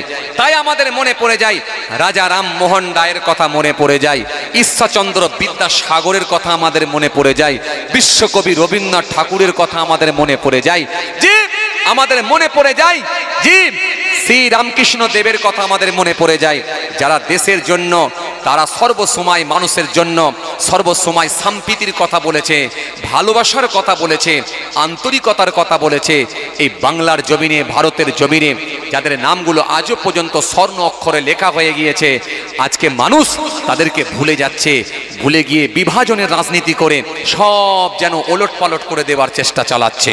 তাই আমি বলবো, হিংসার রাজনীতি যারা করে, জাতের রাজনীতি যারা করে, ধর্মের রাজনীতি যারা করেন, এদেরকে প্রত্যাহার করুন, এদেরকে এলাকা ছাড়া করুন, এদেরকে বিতাড়িত করুন, এদেরকে এলাকা থেকে এদের নাম নিশানা মুছে দেন। এদেরকে আগামী দিন এমন একটা দিন আসবে যেমন ব্রিটিশদেরকে তাড়ানো সম্ভব হয়েছে, এদেরকেও তাড়িয়ে আমরা এদেশ থেকে বিতাড়িত করব। হিন্দু মুসলমান শিখ ইসাইয়ের মধ্যে সম্প্রীতি ভালোবাসা যেমন ছিল, আজও আছে, আগামী দিনে আরো বেড়ে যাবে। যারা অশান্তি লাগাবার চেষ্টা করে তাদেরকে বিতাড়িত করুন। কারণ হিন্দু মুসলমান আমরা ছোট থেকে একভাবে বড় হয়ে এসেছি। একই মাঠে ফুটবল খেলা থেকে শুরু করে, একই চায়ের দোকানে চা খাওয়া থেকে শুরু করে, একই স্কুলে আমরা একই সাইকেলে করে চেপে যাওয়া থেকে শুরু করে, এই ভালোবাসা, এই সম্প্রীতি আমাদের ছিল, আছে, থাকবে। তাই যেখানে রামের বাস সেখানে রহিমের বাস, যেখানে জয়দেবের বাস সেখানে জয়নালের বাস, যেখানে মধুর বাস সেখানে সত্তারের বাস। এটাই হলো সম্প্রীতি, এটাই হলো ভালোবাসা। যারা হিংসার বাতাবরণ তৈরি করার চেষ্টা চালায় তাদেরকে এলাকা ছাড়া করুন। হিন্দু মুসলমান শিখ ইসাই এক প্ল্যাটফর্মে এসে যারা অশান্তি লাগাবার চেষ্টা করে তাদেরকে এলাকা থেকে বিতাড়িত করুন। শান্তি ছিল, আছে, আগামী দিনে আরো শান্তি ফিরে আসবে। যারা অশান্তি লাগাবার চেষ্টা করেন তাদেরকে এলাকা ছাড়া করুন। যাই হোক, আমি কোনো রাজনীতির লোক নয়, কারোর পক্ষপাতিত্ব করে আমি কথা বলি না। বর্তমান সিচুয়েশনের দিকে লক্ষ্য করে দুটো একটা কথা টাচ দিচ্ছি। চলুন আলোচনার দিকে এগিয়ে যাই, যেদিক থেকে আমি ছেড়ে এলাম। তো এই পৃথিবীর জমিনে ভাগ্যবান ব্যক্তি যারা জান্নাতের ফল খাওয়ার সৌভাগ্য হয়েছিল, রাসূলুল্লাহর দুই নাতি, কলিজার টুকরা নাতি, হযরত ইমাম হাসান, হযরত ইমাম হোসাইন রাদিয়াল্লাহু তাআলা আনহুমা। দুই নাতিকে আল্লাহ পাক ভালোবেসে নিয়েছিলেন, নবীর কোলে বসে বসে ফল খেয়েছিলেন। হে তরুণিয়া নওজওয়ান জামাকেরা, হে আমার মুরব্বিয়ানেরা, বাবারা শরীরকে দেখে কিতাবের মধ্যে পাওয়া যায় রাসূলুল্লাহর দুই নাতি, হযরত ইমাম হাসান, হযরত ইমাম হোসাইন রাদিয়াল্লাহু তাআলা আনহুমা। হুজুর দুইজনা বসে বসে যখন ফল খাচ্ছেন, মুহূর্তের মধ্যে দেখা যায় হযরতে জিবরাইল ফেরেশতা বললেন, ওয়াল্লাহ নবী, বিয়াদবি নেবেন না হুজুর, আপনার এই নাতিদের মতো ভাগ্যবান ব্যক্তি কি আর কেউ হবে? আল্লাহর জমিনে বসে বসে দোনো জাহানের বাদশাহ আখরি নবীর কোলে বসে বসে জান্নাতের ফল খেতে লেগেছি। ও আল্লাহ নবী, তবে আপনার এই নাতি দুজনের ওপরে আমার আল্লাহ পরীক্ষা নেবেন, আমার আল্লাহ পাক পরীক্ষা নেবেন। আপনার নাতিদের মৃত্যু, নাতিরা যখন ইন্তেকাল করবেন, ইন্তেকালটা বড় কঠিন হয়ে যাবে, সেই সময়টা বড় কঠিন হয়ে যাবে। কেন আপনার বড় নাতিকে দুশমনের দল বিষ পান করিয়ে শহীদ করে দেবে, আর আপনার ছোট নাতিকে হযরত ইমাম হোসাইন রাদিয়াল্লাহু তাআলা আনহুকে কারবালার ময়দানে সমস্ত পরিবার বর্গকে এবং নবীর কলিজার টুকরা নাতিকে ইমাম হোসাইনকেও শহীদ করে দেয়া হবে। আল্লাহ নবী, বিয়াদবি নেবেন না, আপনার বড় নাতি যখন ইন্তেকাল হয়ে যাবে তার গোটা শরীরটা সবুজ বর্ণের হয়ে যাবে, নীল কালারের হয়ে যাবে, সবুজ কালারের হয়ে যাবে, নীল কালারের হয়ে যাবে, যার কারণে আমার আল্লাহ পাক জান্নাতের ভেতরে আপনার বড় নাতিকে ভালোবেসে বড় নাতির জন্য সবুজ কালারের একটা ঘর আল্লাহ রেখে দিয়েছি। ও আল্লাহ নবী, বিয়াদবি নেবেন না হুজুর, আপনার ছোট নাতি হযরত ইমাম হোসাইন রাদিয়াল্লাহু তাআলা আনহুকে কারবালা ময়দানে যখন দুশমনের দল শহীদ করে দেবে, জমিনটা রক্তে লাল হয়ে যাবে। ও আল্লাহ নবী, জমিনটা রক্তে লাল হয়ে যাবে, ফেরেশতারা চিৎকার দেবে, হাই হোসেন, হাই হোসেন। জেনেরা চিৎকার দেবে হাই হোসেন হাই হোসেন হাই হোসেন হাই হোসেন। গোটা পৃথিবী অন্ধকার হয়ে যাবে, জমিনখানা কম্পন হবে। ও আল্লাহ নবী, আপনার ছোট নাতি শহীদি মত বরণ করবে, জমিনটা রক্তে লাল হয়ে যাবে। এই জন্য আমার আল্লাহ জান্নাতের ভেতরে আপনার ছোট নাতির জন্য একটা লাল কালারের ঘর আল্লাহ রেখে দিয়েছেন। ও আল্লাহ নবী, ভেঙে পড়বেন না। ও আল্লাহ নবী, মন খারাপ করবেন না।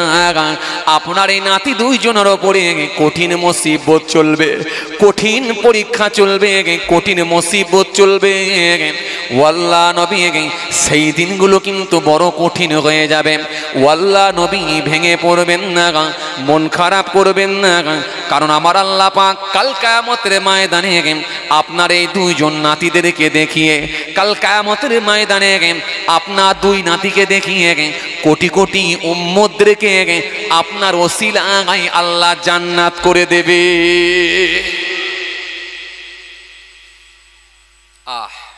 হুজুর, মন খারাপ করবেন না, ভেঙে পড়বেন না। হুজুর, নাতিদের ওপরে বড় মুসিবত যাবে। হুজুর, নাতিদের ওপরে বড় মুসিবত যাবে। হুজুর, আপনার বড় নাতিকেও শহীদ করে দেয়া হবে, আপনার ছোট নাতিকেও শহীদ করে দেয়া হবে।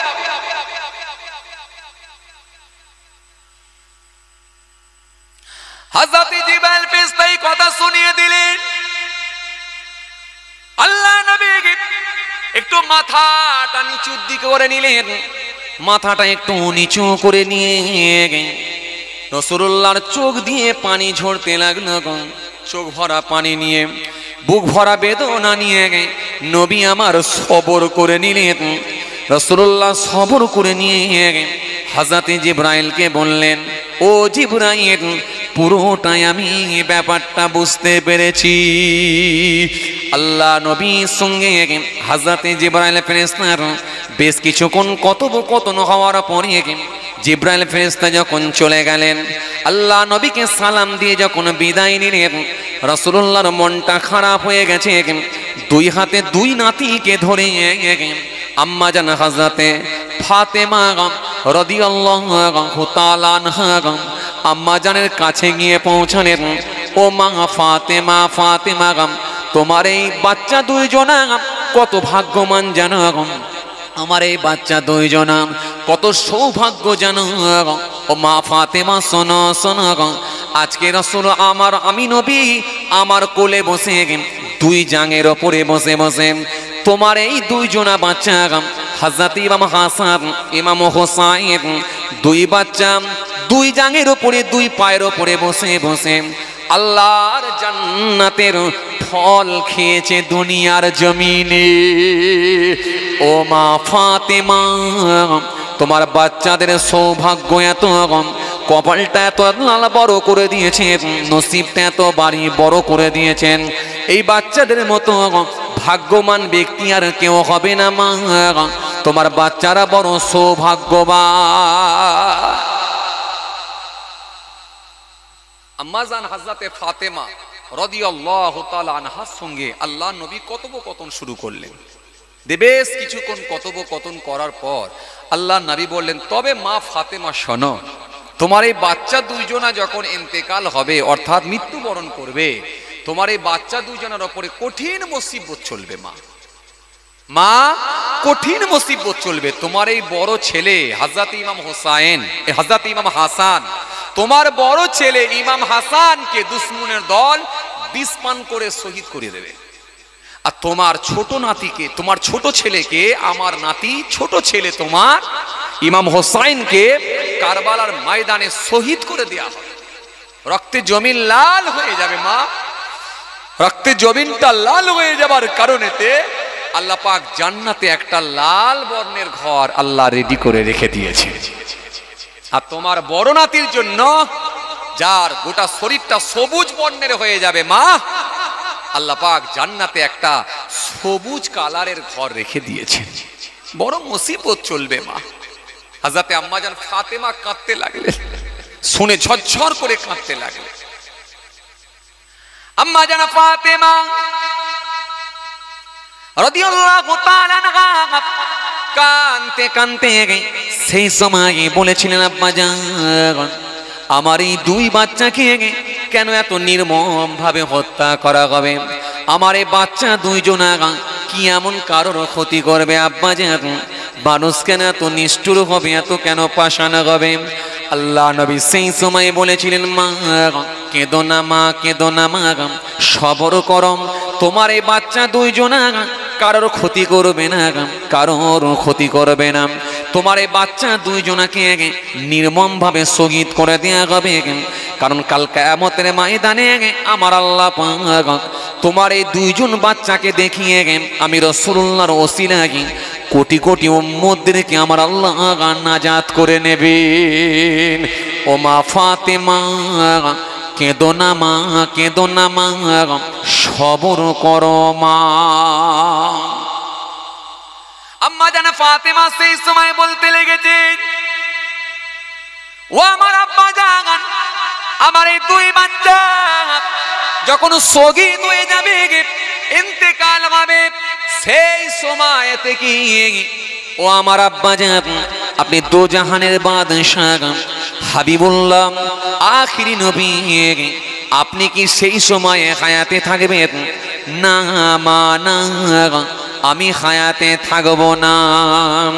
ও আমার আব্বা জান সেই সময়তে আপনি যদি হায়াতে না থাকেন, ও আল্লাহ নবী আপনার জামাতা হযরতে শেরে খোদা আলী যে আলী সম্পর্কে আমার নবী বলেছিলেন, আনা মদিনাতুল ইলম ওয়া আলিয়ুম বাবুহা, আমি হলাম বিদ্যার শহর, আমি হলাম ইলমের শহর, সেই শহরের দরজা হলো আমার আলী। যে আলীর সম্মান এত বাড়ানো হয়েছে, যে আলীর মর্যাদা এত বাড়ানো হয়েছে, ওয়াল্লাহ নবী বিয়াদবি নেবেন না, আপনার জামাতা হযরতে আলী সেই সময় কি তিনি হায়াতে থাকবেন? না মা না, তিনিও হায়াতে থাকবে না। ও আমার আব্বা জান সেই সময় আপনি থাকবেন না, আপনার জামাতা হযরতে আলী তিনিও হায়াতে থাকবেন না। সেই সময় কি আমি ফাতেমা আমি কি হায়াতে থাকব? না মা না, তুমিও সেই সময় হায়াতে থাকবে না মা, তুমিও সেই সময় থাকবে না মা।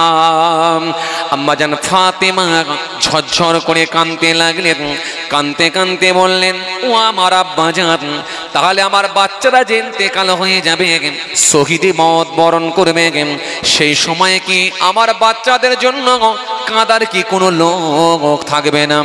আমার বাচ্চাদের জন্য কি একটু দোয়া করার কেউ থাকবে না?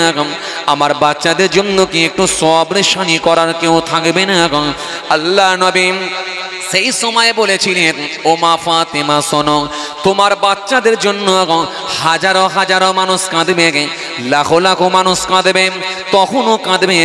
শুধু তাই নয় মা ফাতেমা, তোমার এই বাচ্চাদের জন্য কোটি কোটি মানুষ কেঁদে বুক বাঁচাবে, কিয়ামত পর্যন্ত তোমার বাচ্চাদের কথা মনে করে মানুষ চোখের পানি ফেলে বুক ভাসিয়ে দেবে। তোমার এই বাচ্চাদের জন্য কিয়ামত পর্যন্ত দোয়া খায়ের সওয়াব রেশানি কেঁদে মানুষ যারে যার হয়ে যাবে।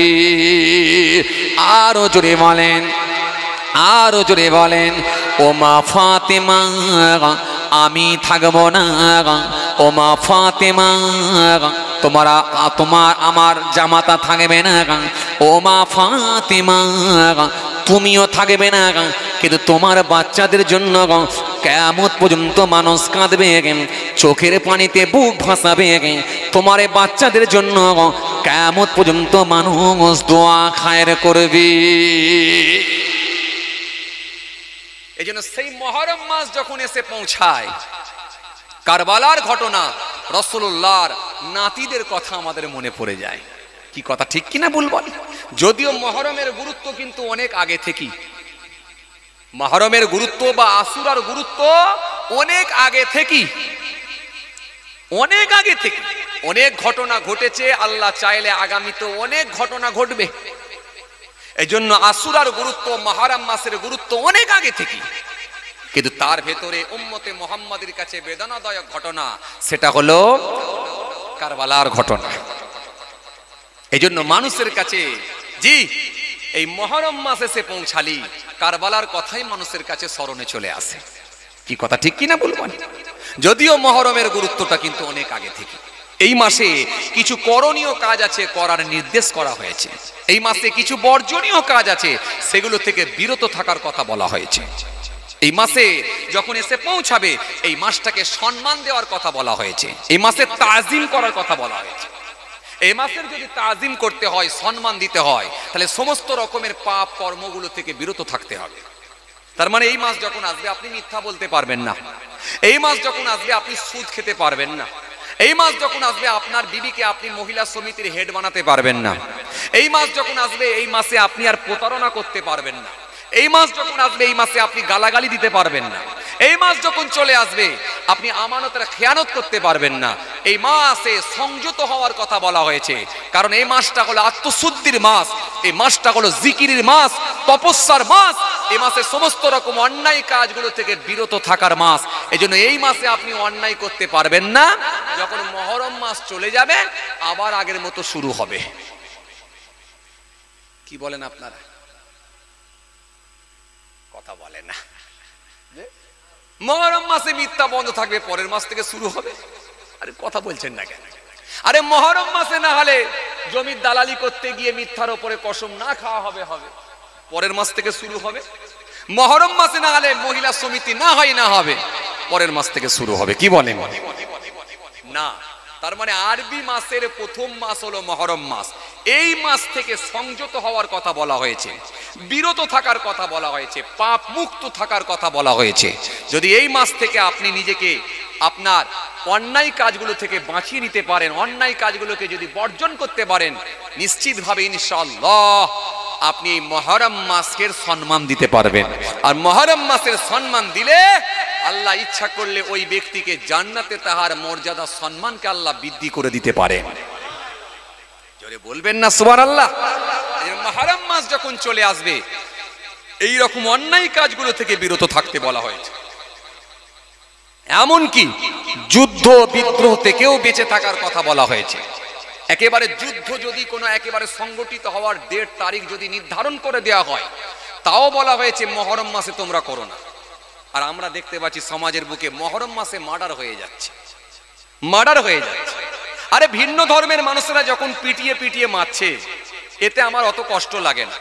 কেন? ভিন্ন ধর্মের মানুষ, তার ধর্মে কি বলা হয়েছে আমি জানি না, তার ধর্মে কি বলা হয়েছে আমি জানি না। কারণ যদি ধর্মে যদি মানুষ হত্যা নিষেধ থাকে তাহলে এত হচ্ছে কেন? গাড়িতে পিটিয়ে মারা হচ্ছে, রাস্তায় পিটিয়ে মারা হচ্ছে, ট্রেনেতে পিটিয়ে মারা হচ্ছে, বাজারে চৌরাঙ্গি মোড়েতে পিটিয়ে মারা হচ্ছে। কোনো মানুষ কথা বলে না। সোশ্যাল মিডিয়া খুললেই ফুটে যাচ্ছে ভেসে। আরে কথা বলছেন না কেন? সোশ্যাল মিডিয়া টানলেই ভেসে আসছে।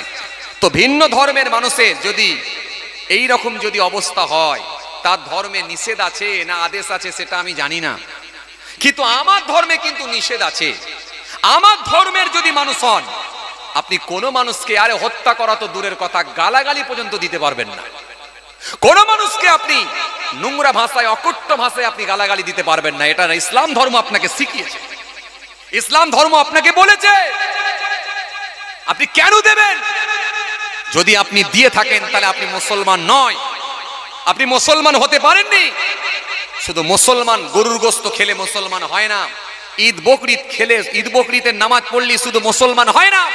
আল্লাহ কোরআনে কারীমের মধ্যে সুন্দর করে বলেছেন, ইয়া আইয়ুহাল্লাযীনা আমানুত্তাকুল্লাহ, হে ঈমানদারেরা তোমরা আমি আল্লাহকে ভয় করো। জি, আকুলু কাওলান সাদীদা ইউসলিহ লাকুম আমালাকুম ওয়া ইয়াগফিরু লাকুম যুনুবাকুম ওয়া মা ইউতি'িল্লাহ ওয়া রাসূলাহু ফাকাদ ফাযা ফাওজান আযীম।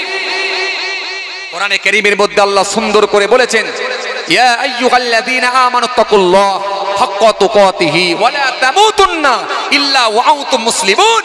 হে ঈমানদারেরা তোমরা আমি আল্লাহকে ভয় করো, ভয় করো, ভয় করো, আর তোমরা মুসলমান না হয়ে মরো না। কথাটা খুব গুরুত্বপূর্ণ কথা, কত বুঝার ব্যাপার। মুসলমান না হয়ে মরো না। তার মানে মরার আগে তুমি মুসলমান হও। আরে কথা বলে না, কথা বলে না। আল্লাহ একবারও বলেন না যে মরার পরে মুসলমান হও। আল্লাহ বলছেন মুসলমান না হয়ে তুমি মরো না, তার মানে মরার আগে তুমি মুসলমান হও। কিন্তু বড় আফসোসের কথা বলি, বড় আফসোস নিয়ে বলি, বড় দুঃখ নিয়ে বলি, আজকে আমরা কিছু মুসলমান হাইরে নিজেদেরকে মুসলমান বলে দাবি করি, মরার আগে মুসলমান নয়, মরার পরে তাকে মুসলমান বানানো হয়। আরে কথা বলছেন না কেন? হ্যাঁ না কিছু বলেন না রে বাবা। মরার আগে লোকটা মুসলমান হতে পারল না, মরার আগে লোকটা ধার্মিক হতে পারল না, মরার আগে লোকটা নামাজি হতে পারল না, মরার আগে লোকটা রোজাদার হতে পারল না, মরার আগে লোকটা দাড়িওয়ালা হতে পারল না, মরার আগে লোকটা ফরজ মানতে পারল না, মরার আগে লোকটা ওয়াজিব মানতে পারল না, মরার আগে লোকটা সুন্নতে মুআক্কাদাগুলো মানতে পারল না, মরার আগে লোকটা সুন্নতে গায়ের মুআক্কাদা এগুলো মেনে নিতে পারল না। মরার আগে সেই মানুষটা গাঁজাখোর, মরার আগে সেই মানুষটা মদখোর, মরার আগে সেই মানুষটা আফিংখোর, মরার আগে সেই মানুষটা গালাগালিতে পিএইচডি করে, মরার আগে সেই মানুষটা আমানতের খেয়ানত করে, মরার আগে সেই মানুষটা মানুষের আমানতের খেয়ানত করে, মরার আগে সেই মানুষটা, মরার আগে সেই মানুষটা লোকের জমিকে বর্গা করে খেয়ে নেয়, মরার আগে সেই মানুষটা সামান্য জিনিসের জন্য মানুষকে পিটিয়ে পিটিয়ে মারে, মরার আগে লোকটা মুসলমান হলো না। আর যখনই লোকটা মারা যায় ওই মানুষটাকে এবারে আমরা মুসলমান বানানোর জন্য লাফালাফি করি, প্রতিযোগিতা শুরু করে দিয়ে কত তাড়াতাড়ি মুসলমান বানানো যায়। ওই লোকটার পকেট থেকে সিগারেটের ঠোলটা আমরা বের করে ফেলে দিয়ে ওই মানুষটার পকেট থেকে বিড়ি ধরাবার জন্য ম্যাচিসটাকে আমরা ছুঁড়ে ফেলে দিয়ে ওই মানুষটার পকেট থেকে আমরা বিড়ির ব্যান্ডিলটাকে ছুঁড়ে ফেলে দিয়ে ওই মানুষটার পকেট থেকে আমরা খৈনির ডিব্বাটা ফেলে দিয়ে ওই মানুষটার প্যান্টটাকে আমরা আস্তে আস্তে খুলে দিয়ে অন্য কাপড় দিয়ে ঢাকা দিয়ে ওই মানুষটার শার্টটাকে, ওই মানুষটার জামাটাকে আস্তে আস্তে খুলে নিয়ে যদি খুলে নিতে না পারি অন্তত কাঁচি দিয়ে বেলেট দিয়ে তার পোশাকটাকে আস্তে আস্তে কেটে আমরা খুলে নিয়ে এত আস্তে আস্তে করি, এত আদবের দিকে লক্ষ্য করে করি, এত শিষ্টাচার আমরা রেখে করি যাতে করে ওই মানুষটার উপরে কোনো কষ্ট না হয়, এত আমরা আস্তে আস্তে করে থাকি। আস্তে আস্তে যখন আমরা তার গায়ের জামা খুলে দিয়ে পরনের কাপড় খুলে দিই, পরনের কাপড় খুলে দিয়ে গায়ের জামা খুলে দিয়ে অন্য কাপড়ও তার গায়ে চাপা দিয়ে দিই। আস্তে আস্তে ওই মানুষটাকে এবার গোসল দেবার আমরা ব্যবস্থা করি, ওই মানুষটাকে আস্তে আস্তে গোসল দিয়ে ও বাবাজি আমার ভাইয়েরা গোসল দেওয়া হয়ে যায়, পিঠের দিকে 3 বার পানি ছড়িয়ে দেওয়া হয়।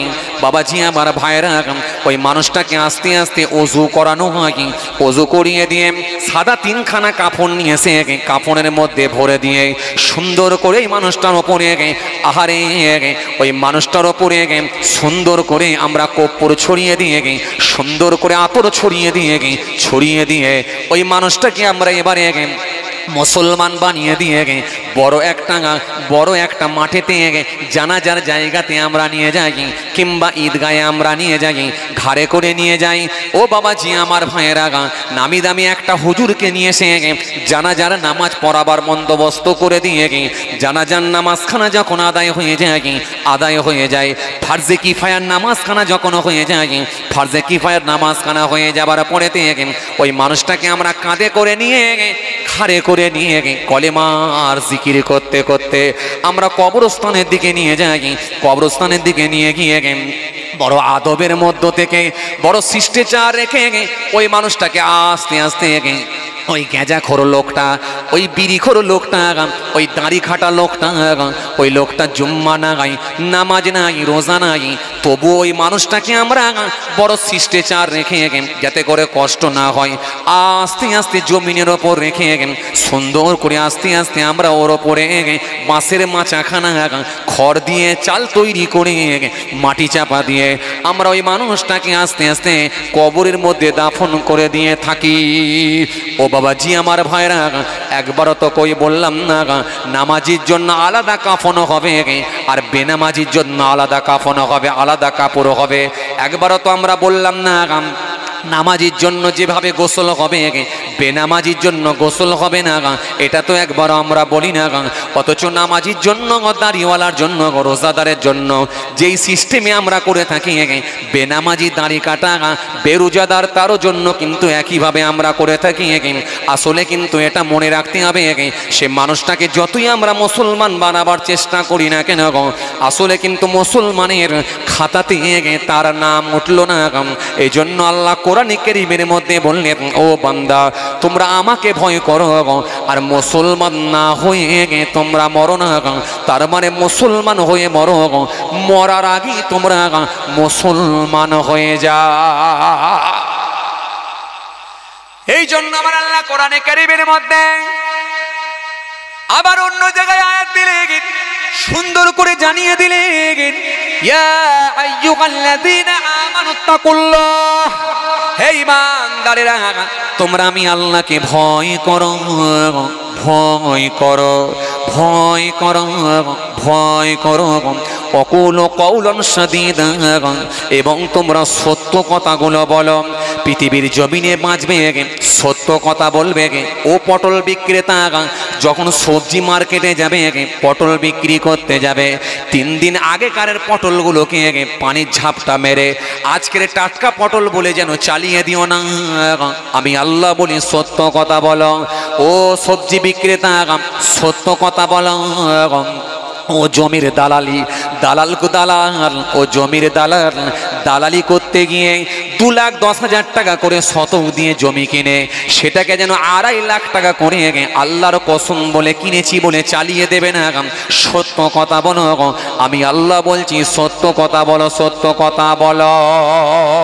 যদি তোমরা সত্য কথা বলতে পারো আর যদি আমাকে ভয় করতে পারো, আমি আল্লাহ কথা দিচ্ছি, ইউসলিহ লাকুম আমালাকুম ওয়া ইয়াগফির লাকুম যুনুবাকুম, আমি আল্লাহ তোমাদের কাজগুলোকে শুদ্ধ করে দেব আর পৃথিবীর জমিনে তোমাদের গুনাহগুলোকে আমি আল্লাহ ক্ষমা করে দেব।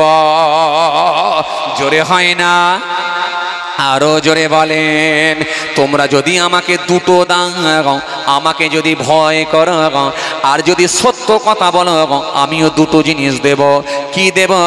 তোমাদের কাজগুলোকে আমি আল্লাহ শুদ্ধ করে নেব আর তোমাদেরকে তোমাদের পাপগুলোকে আমি আল্লাহ ক্ষমা করে দেব। ইউসলিহু লাকুম আমালাকুম ওয়া ইয়াগফিরু লাকুম যুনুবাকুম ওয়া মান ইউতিল্লাহ ওয়া রাসূলাহু ফাকাদ ফাযা ফাওজান আযীম। আল্লাহ সুন্দর করে বললেন, আর যে ব্যক্তিটা আল্লাহ আল্লাহ রাসূলের পথকে অনুসরণ করবে নিশ্চিতভাবে সে মানুষটাই সফল হবে, সফলতা তার জন্যই থাকবে। চলুন, কথা বলতে বলতে অনেক দূরে চলে গেলাম। আসেন রিটার্ন আসি, ফিরে আসি, ব্যাকে আসি। মাঝে মাঝে আমাদেরকেও ব্যাকে আসতে হয়। আরে কথা বলছেন না কেন? এই যে সামনে মোর মাথাটা এসে একটু ব্যাকে এলাম, কমিটির ভাইরাও ছিল, হুজুর হুজুর ডান বাঁদিকে বাঁদিকে বাঁদিকে, কমিটি ড্রাইভার ড্রাইভার ড্রাইভার বাঁদিকে বাঁদিকে, ড্রাইভার বাঁদিকে বলছে, ড্রাইভার সোজা চলে গেছে। একটু ব্যাকে মারতে হয়, এই জন্য ওয়াচ করতে হয়, প্রয়োজনে আগিয়ে যেতে হয়, আবার ব্যাকেও আসতে হয়, একটু রিটার্ন এসে আবার আসল জায়গায় পৌঁছাতে হয়। চলুন, যেখান থেকে ঠিক ছেড়ে এলাম, আম্মাজান মা ফাতেমা রাদিয়াল্লাহু তাআলা আনহা, মনে আছে আপনাদের? মনে আছে? সব কিছু শুনলেন, মনটা খারাপ হয়ে গেল। নবীর মেয়ে আম্মাজান ফাতেমা, আম্মাজানের মনটা বড় খারাপ হয়ে গেল, কষ্ট পেয়ে গেলেন। কষ্ট পেয়ে গিয়ে চোখ দিয়ে পানি ঝরছে, ঝরতে ঝরতে বলছেন, আব্বাজান ওই সময় কি আপনি হায়াতে থাকবেন? না মা, আমি তো থাকবো না। আব্বাজান আপনার জামাতা হযরতে আলী তিনি কি থাকবেন? না মা, তিনিও থাকবেন না। আম্মাজান আব্বাজান তখন কি আমি ফাতেমা হায়াতে থাকবো? না মা, তুমিও থাকবে না। আমার বাচ্চাদের জন্য কেউ কাঁদবে না? একটু দোয়া খায়ের করবে না? আল্লাহর নবী সেই সময় বললেন, মা তোমার বাচ্চাদের জন্য কিয়ামত পর্যন্ত দোয়া করার লোক থাকবে। জোরে বলবেন না, তো মোহাব্বতে হয় না? তোমার বাচ্চাদের জন্য সোয়াবরে সানি কিয়ামত পর্যন্ত চলবে, কিয়ামত পর্যন্ত সোয়াবরে সানি চলবে, দোয়া খায়ের চলবে, মানুষ চোখের পানি ঝরাবে। তাই মহরমের ওয়াজ যদি কেউ ঠিকঠাক ভাবে শোনে, আমি এক জায়গায় ওয়াজটা করেছিলাম, একেবারে প্রথম থেকে শেষ পর্যন্ত 4.5 ঘন্টা সময় লেগেছিল, কম বেশি প্রায় 4.5 ঘন্টা সময় লেগেছিল। 4.5 ঘন্টা, 4 থেকে 4.5 ঘন্টা যদি সময় নিয়ে যদি কেউ শোনে, সে নিজেকে আর ঠিক রাখতে পারবে না। তার অন্তর ভালো মতো বসে বসে ঘুম না হলেও কিন্তু অনেক সময় আমরাও ঘুমিয়ে পড়ি যখন আমাদের খুব ক্লান্ত শরীর থাকে, হয় না? আপনারা দেখবেন এই বসিরহাট থেকে বারাসাতে যাচ্ছেন, সিটে বসে বসে ঘুমোচ্ছেন। আরে কথা বলছেন না কেন? পরিশ্রম করা শরীর, সিটে বসে আছেন, বেড়াচাপা পৌঁছাননি, তার আগেই ঘুম এসে গেল, কথা বলে না। অথচ ওই ঘুমোতে ঘুমোতে একবার দুবার নয়, বাসে স্যাটেল ব্রেক মারছে, ডান দিক বাঁ দিক যেই ঘোরাচ্ছে, দাম দুরুম করে কপাল কখনো রডে গিয়ে ধাক্কা মারছে, কখনো সিটে গিয়ে ধাক্কা মারছে। আরে কথা বলছেন না কেন? কপালের এই দিকে ফুলে যায়, ওই দিকে চোট হয়, তারপরও লোকটা ঘুমের ঘরে একটু হাত বুলিয়ে দিয়ে আবার ঘুমায়। কথা বলেননি কেন? একটু ঘুমের ঘরে মাথাটায় হাত বুলিয়ে দিল, দিয়ে বলল ঠিক হয়ে গেছে, আবার ঘুমোচ্ছে। অথচ তার যে কপালের ব্যথা, যন্ত্রণা, জ্বালা, সে যখন ঘুম ভাঙবে তখন ঠিক পরিষ্কার বুঝতে পারবে।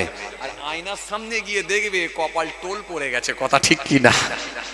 এরকম হয়।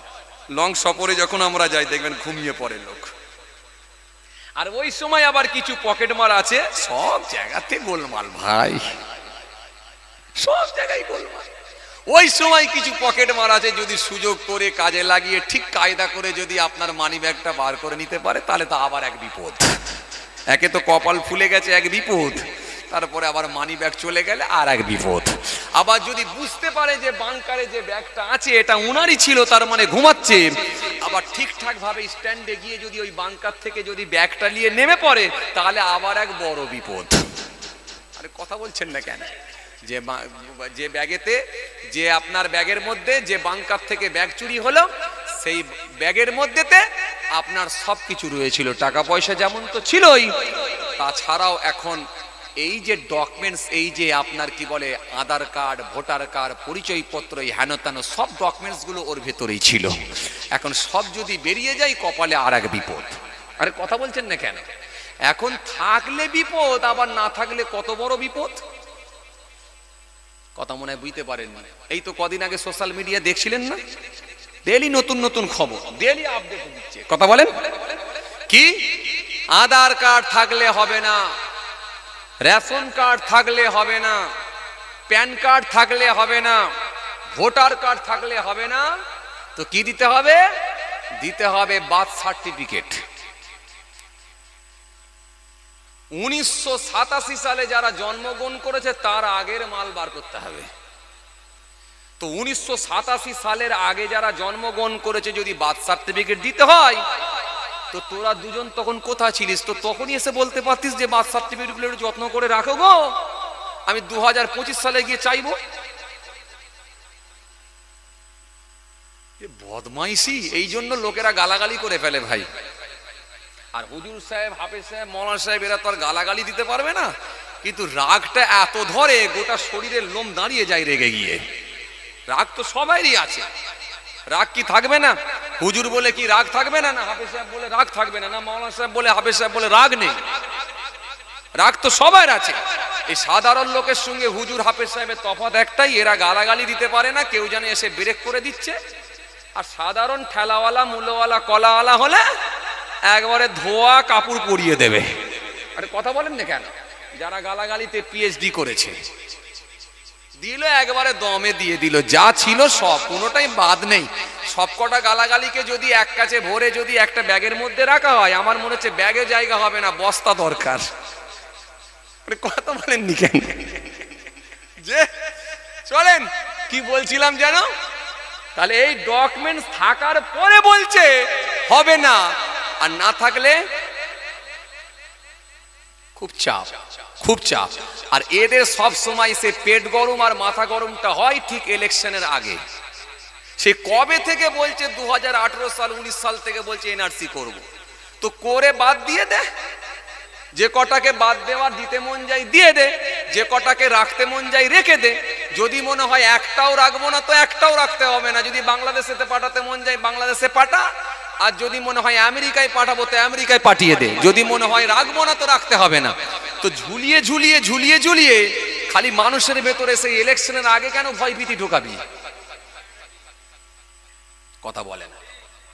যত সমস্যা সেই ইলেকশনের আগে, আবার সে আধার কার্ড এ করো সেই করো সেই করো। আরে শোন খ্যাপা, আসামে কারা বাদ গিয়েছিল বল দিগিনি? হ্যাঁ, হিন্দু এবং মুসলমান উভয় সম্প্রদায়ের মানুষই বাদ গেছে। তবে এটা মনে রাখতে হবে, মুসলমান যা বাদ গেছে তার থেকে হিন্দু ভাইয়ের নাম কিন্তু বেশি আছে, হিন্দু ভাইরা বেশি বাদ গেছে। এটা কিন্তু পেপার, পত্রিকা, মিডিয়া, সোশ্যাল মিডিয়া বলছে। ও যতই বলো আমি সিএ করে আর নাগরিকত্ব দিয়ে দেব, শরণার্থী বানিয়ে নাগরিকত্ব করে দেব, এসব ভাঁওতাবাজি কথা।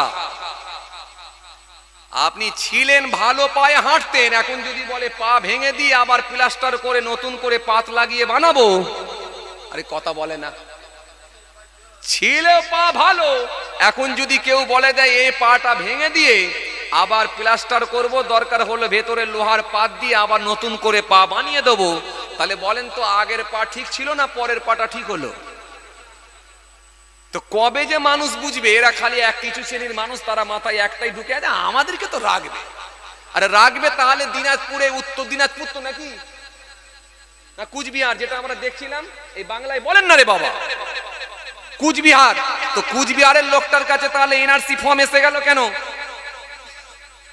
ওটা তো একটা অমুসলিম ভাই, তার কাছে তাহলে গেল কেন? শোনেন, এরা হিন্দু মুসলমান শিখ ইসাই কারোরই দরদি নয়।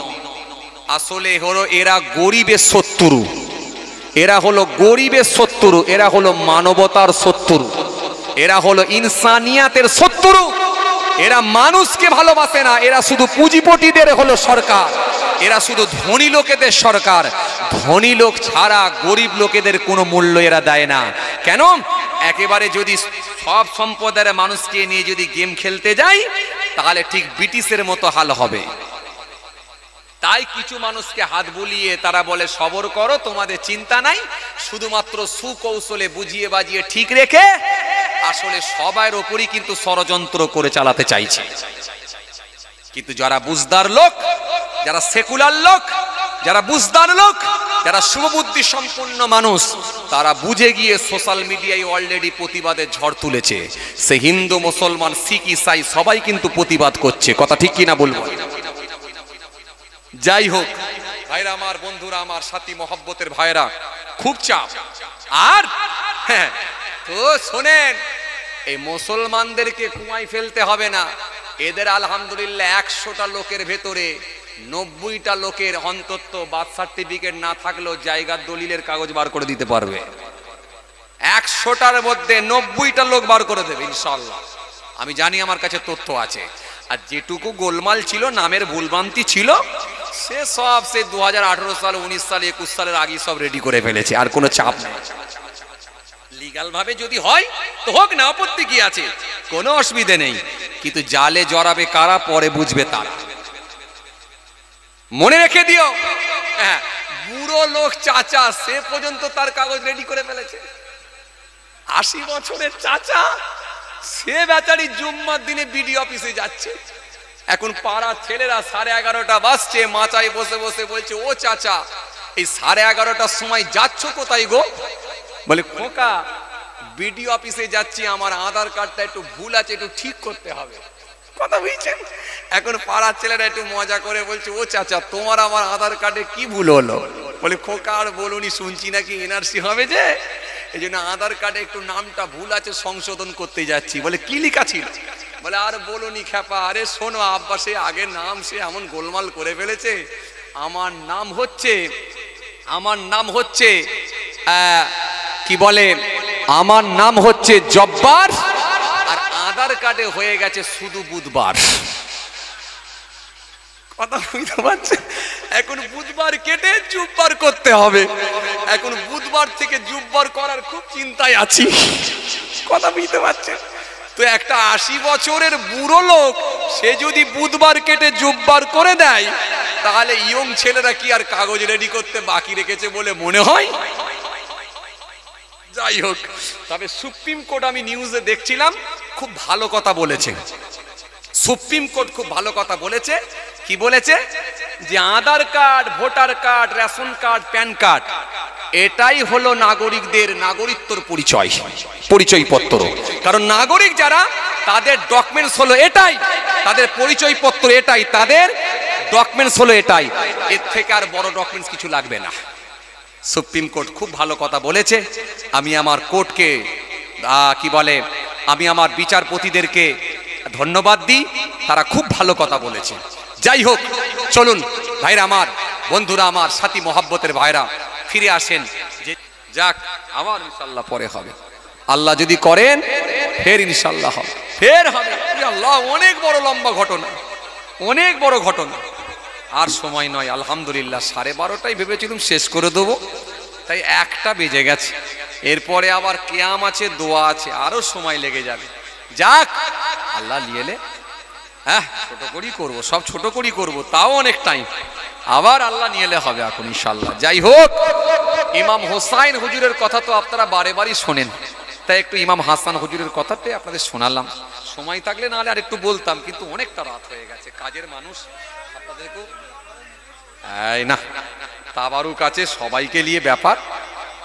বলেছি তো আগে যে ইমাম হোসাইন, ইমাম হাসান হুজুরদের কথা শুনলে হৃদয়টা নরম হয়ে যায়। যত শুনি ততই শুনতে ইচ্ছা করে, কথা ঠিক কিনা? অথচ এই কারবালার ওয়াজ আমরা গোটা মহরম মাসে শুনি, প্রতি বছর শুনি, তারপরও কিন্তু আমাদের অন্তরটা এত নরম হয়ে যায়, এত আমরা নরম দিলের মানুষ হয়ে যায়, যত শুনি তত ইচ্ছা করে। যাই হোক, আল্লাহ ফের কোনদিন সুযোগ দিন। আবার বলে গজল বলেন। আচ্ছা যাকে, এই রিকোয়েস্টটা রাখবো ইনশাল্লাহ। আনময় ভাই আমার তাবারুলে চলে আসেন, তাবারুলে। রাত 1টা বেজে গেছে, আমার অনেক রাস্তা, 6 ঘন্টা লাগবে যেতে, 6 ঘন্টা লাগবে। আবার আল্লাহ করলে হবে, আবার আল্লাহ করলে হবে। হ্যাঁ, একটা গজল বলবো, একটা গজল বলবো।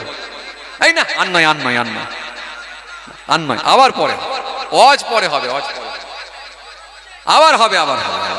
আর আধ ঘন্টা নয় ভাই, আবার ইদিক উদিক করতে গেলে একটা টানলে আর একটা বেরিয়ে আসবে, ফের 2টো 2:30টা বেজে যাবে, 2টো 2:30টা বেজে যাবে। এই না, এই কমিটির ভাইরা খুব ভালোবাসে, মহব্বত করে। আমি তো আসি, মাঝে মাঝে আসবো ইনশাল্লাহ। আসুন, সবাইকে নিয়ে ব্যাপার, কাজের মানুষ আছে, দিনের বেলা কাজে কামে যেতে হবে। আসেন। এই না, কি অবস্থা দেখছো ক্যামেরাম্যান ভাই? বসিরহাট এলাকার লোক এত জলসা শুনে তাও বলে কি সমস্যা? আল্লাহ নিয়ে এলে ফের হবে ইনশাআল্লাহ, ফের হবে, ফের হবে। আসুন, ছোট্ট করে দাঁড়িয়ে একটু সালাম করে দিই। ইয়া নবী, জান তাবারুকে চলে আসেন। আর নয়, অনেক টাইম হয়ে গেছে, 1টা বেজে গেছে। অনেক মানুষ, আলহামদুলিল্লাহ। সালামুন আলাইকা ইয়া হাবিব, সালাম আলাইকা, সালাওয়াতুল্লাহ আলাইকা।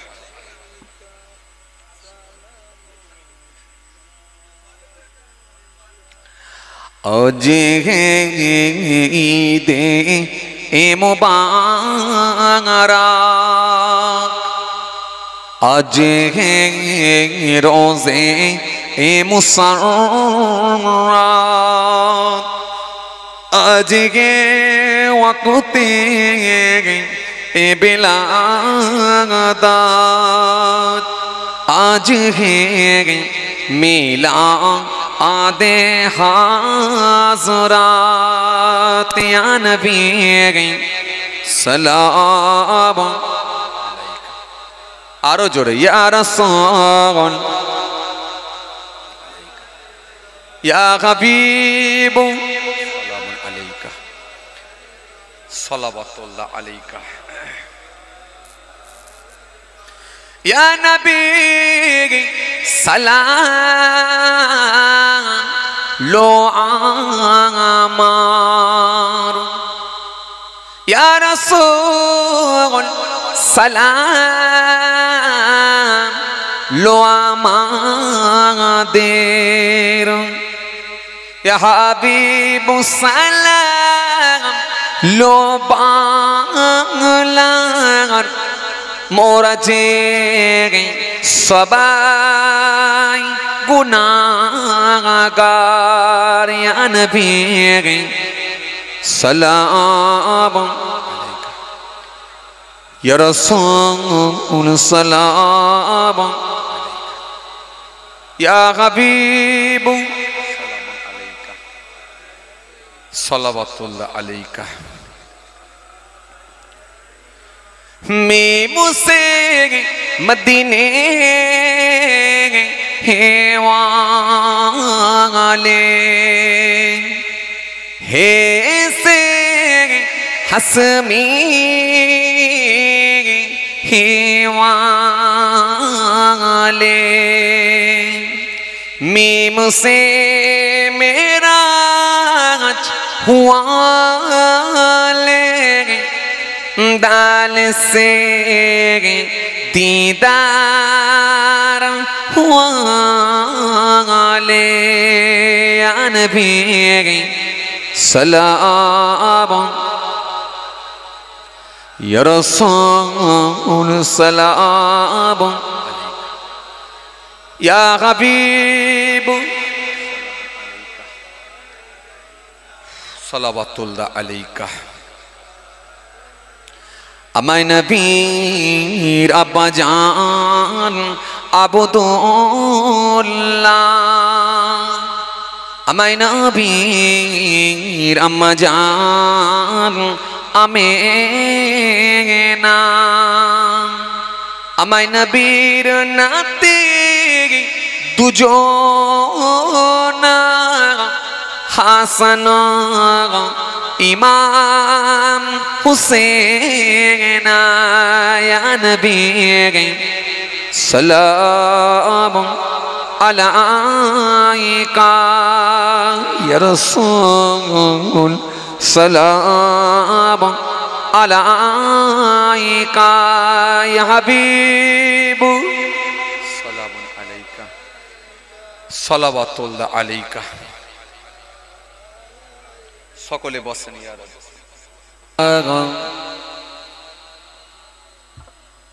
ওয়া আলা আলি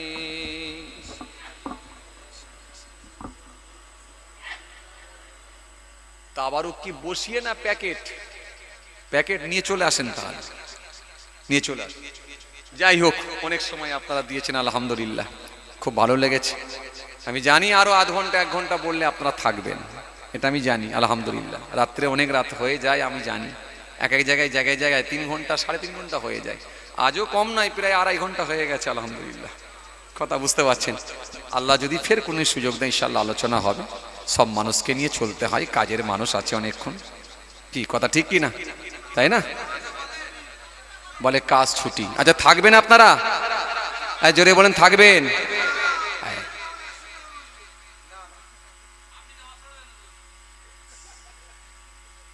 কি ফজর না জোহর কোনটা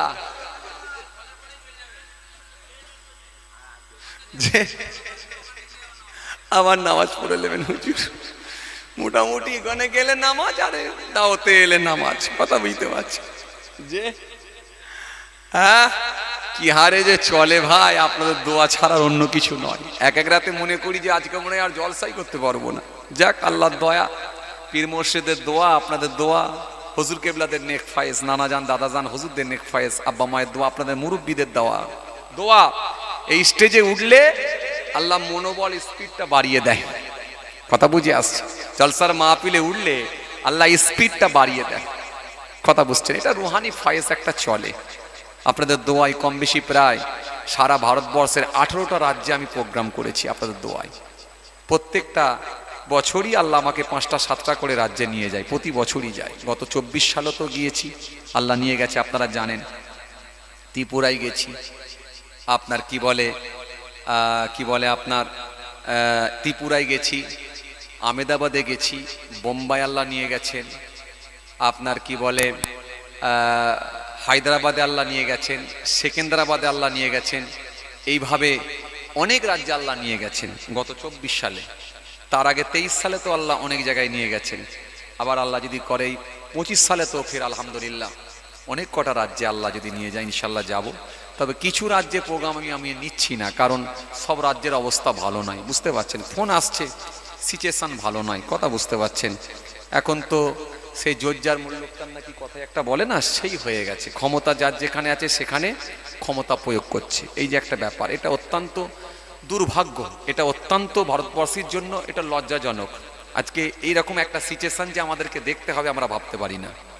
20 বছর আগে, 10 বছর আগে, 15 বছর আগে এই সিচুয়েশন ছিল না, এই পিটিএ মারার প্রথা সিস্টেম ছিল না। মানুষ ভয় পেত, একটা আইন আছে, দেশের সংবিধান আছে। এখন তো সংবিধানকে কিছু মনেই করে না, বুড়ো আঙুল দেখিয়ে দিয়ে চলে যাচ্ছে। যাই হোক, আল্লাহ তাদেরকে হেদায়েত করুক, হেদায়েতের দোয়া চাই, হেদায়েতের দোয়া নবী চেয়েছে, দোয়া চাই আল্লাহ হেদায়েত করো। আর একান্ত যদি হেদায়েত না হয়, যাদের দ্বারাই দেশের ক্ষতি, দশের ক্ষতি, মাদ্রাসা মসজিদের ক্ষতি, মানুষের ক্ষতি, আল্লাহ সরাসরি ধ্বংস করো। আল্লাহ তোমার দ্বীনকে তুমি হেফাজত করো।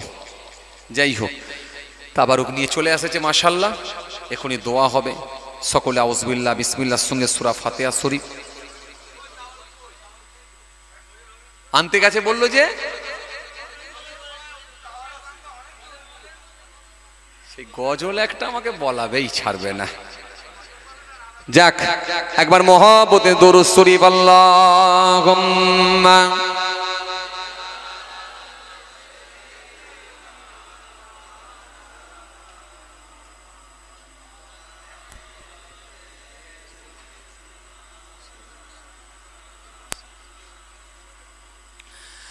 दर्द कितना प्यारा प्यारा साहिबे रंगा पुकारा, बेसहारों को सहारा साहिबे रंगा पुकारा।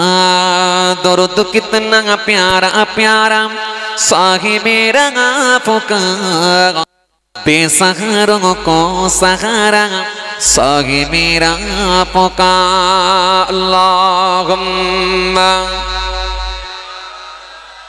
सैयदना मौलाना मोहम्मद वाला आलि सैयदना मौलाना मोहम्मद सल्लल्लाहु अलैहि वसल्लम।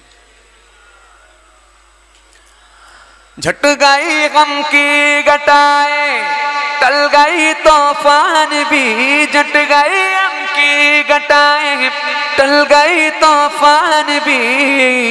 नाम जब हम में पुकारा साहिबीरा पुकारा। दर्द कितना प्यारा प्यारा साहिबीरा पुकारा, बेसहारों को सहारा साहिबीरा पुकारा। दर्द कितना प्यारा प्यारा साहिबीरा पुकारा, बेसहारों को सहारा साहिबीरा पुकारा। मेरा मेरा मेरा मेरा मेरा मेरा मेरा मेरा मेरा मेरा मेरा मेरा मेरा मेरा मेरा मेरा। अल्लाहुम्मा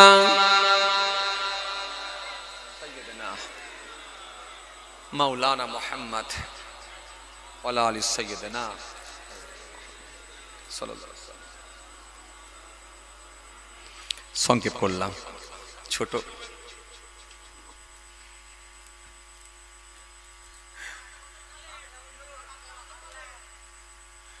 কি হবে বলেন দেখিনি, সমস্যা যে আয় দেখেন, ইনি বলে হুজুর প্রভুর ডাকে সবাই জাগে। সেক্রেটারি সাহেব বলেছেন, ওখান থেকে মাশাআল্লাহ আমার বয়োজ্যেষ্ঠ ভাইজান তিনিও বলেছেন জন্ম আমার নবীর যুগে। আবার ওখান থেকে একজন বলছে হুজুর একটা বাংলা বলেন, তার মানে যে কোনো হলেই চলবে।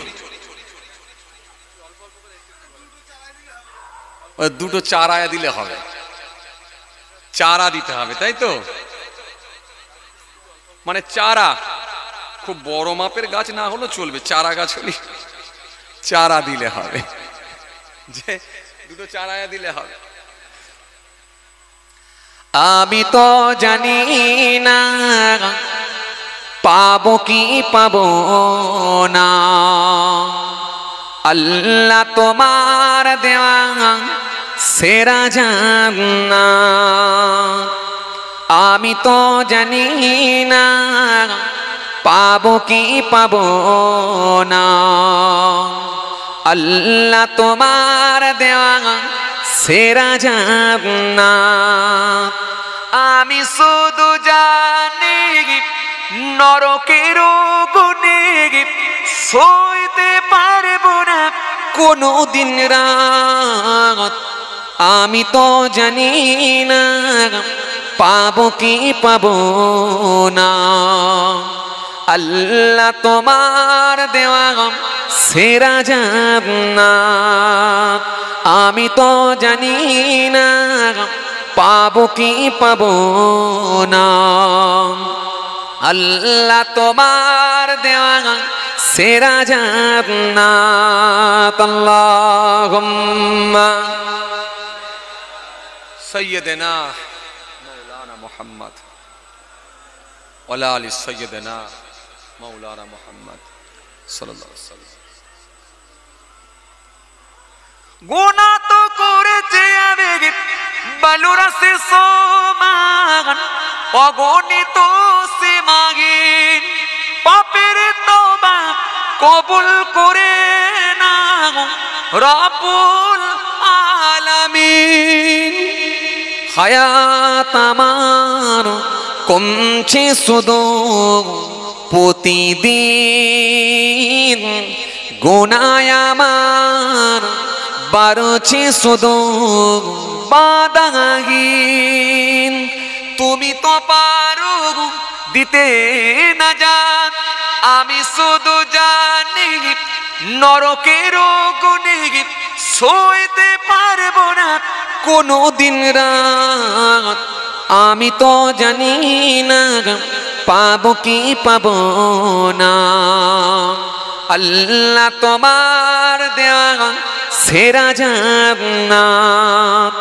আমি তো জানি না পাবো কি পাবো না, আল্লাহ তোমার দেওয়া সেরা জান্নাত। আল্লাহুম্মা সাইয়্যিদিনা মাওলানা মুহাম্মদ ওয়া আলা আলি সাইয়্যিদিনা মাওলানা মুহাম্মদ সাল্লাল্লাহু আলাইহি ওয়াসাল্লাম।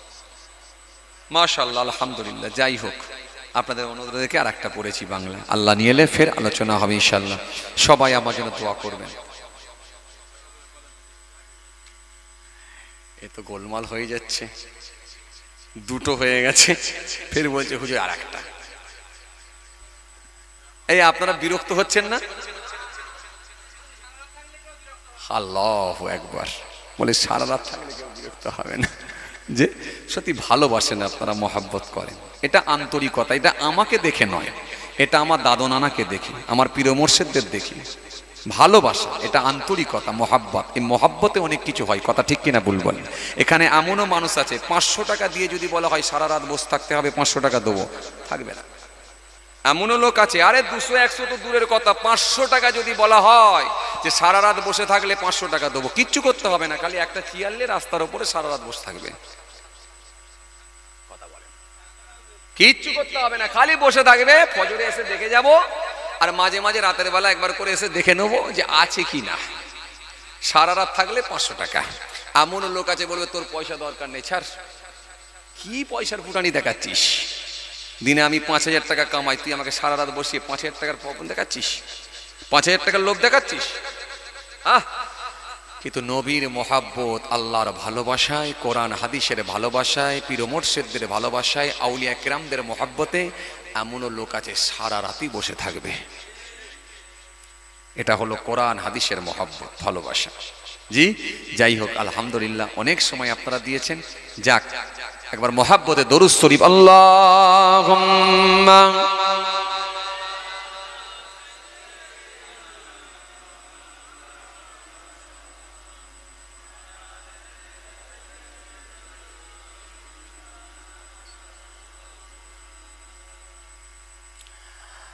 নবীজি যখন মদিনায় যায় বাচ্চারা তখন ওয়েলকাম জানায় ওয়াজাব শুকর আলাইনা কয় মিন সানিয়াতিল বিদা জানায় স্বাগতম তোমায় আমার দেশে হ্যাঁ স্বাগতম তোমায় এই মদিনায়। আপনি এটা বলছিলেন তো নাকি? হায় হায়, এটা নয়।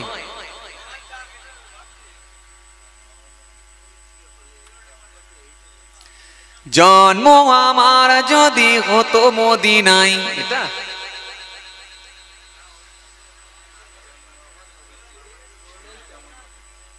জন্ম আমার নবীর যুগে হলে কেমন হতো,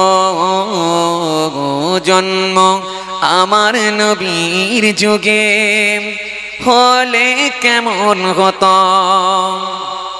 আসতো বেশে হজুরতে বেলালের মধুর আজান, সেই আজানের এত তান মুগ্ধ সারা জাহান। আসতো বেশে হজুরতে বেলালের মধুর আজান, সেই আজানে এত টান মুগ্ধ দো জাহান। হতো যদি নবীর সময় জন্ম হলে কেমন হতো, জন্ম আমার নবীর যুগে হলে কেমন হতো। 2 বছর আগে পড়েছি আর মনে থাকে ঠিকঠাক সব বলি। যাক 2-4 লাইন বললাম, আল্লাহ নিয়ে এলে ফের কোনোদিন হবে ইনশাআল্লাহ। কথা বুঝতে পারছেন? এখন সব আপডেট চাইছে তো, এখন পুরানো গজল দিলে আবার বলবে হুজুর সে আগের গুলি বলছে, সেও এক গোলমাল। কথা বুঝতে পারছেন তো? যাই হোক, তবে হ্যাঁ, নবীর নিয়ে যখন গজল হয় যত পুরনোই হোক জান ঠান্ডা হয়। কথা ঠিক কিনা? আল্লাহ নিয়ে এলে ফের কোনোদিন আলোচনা হবে ইনশাআল্লাহ। সবাই আমার জন্য দোয়া করবেন, আমিও আপনাদের জন্য দোয়া রাখি। সবাই আউযুবিল্লাহ বিসমিল্লাহর সঙ্গে সূরা ফাতিহা শরীফ 3 বার, সূরা ইখলাস, কুল হুয়াল্লাহু শরীফ তেলাওয়াত করুন সকলের তরফ থেকে।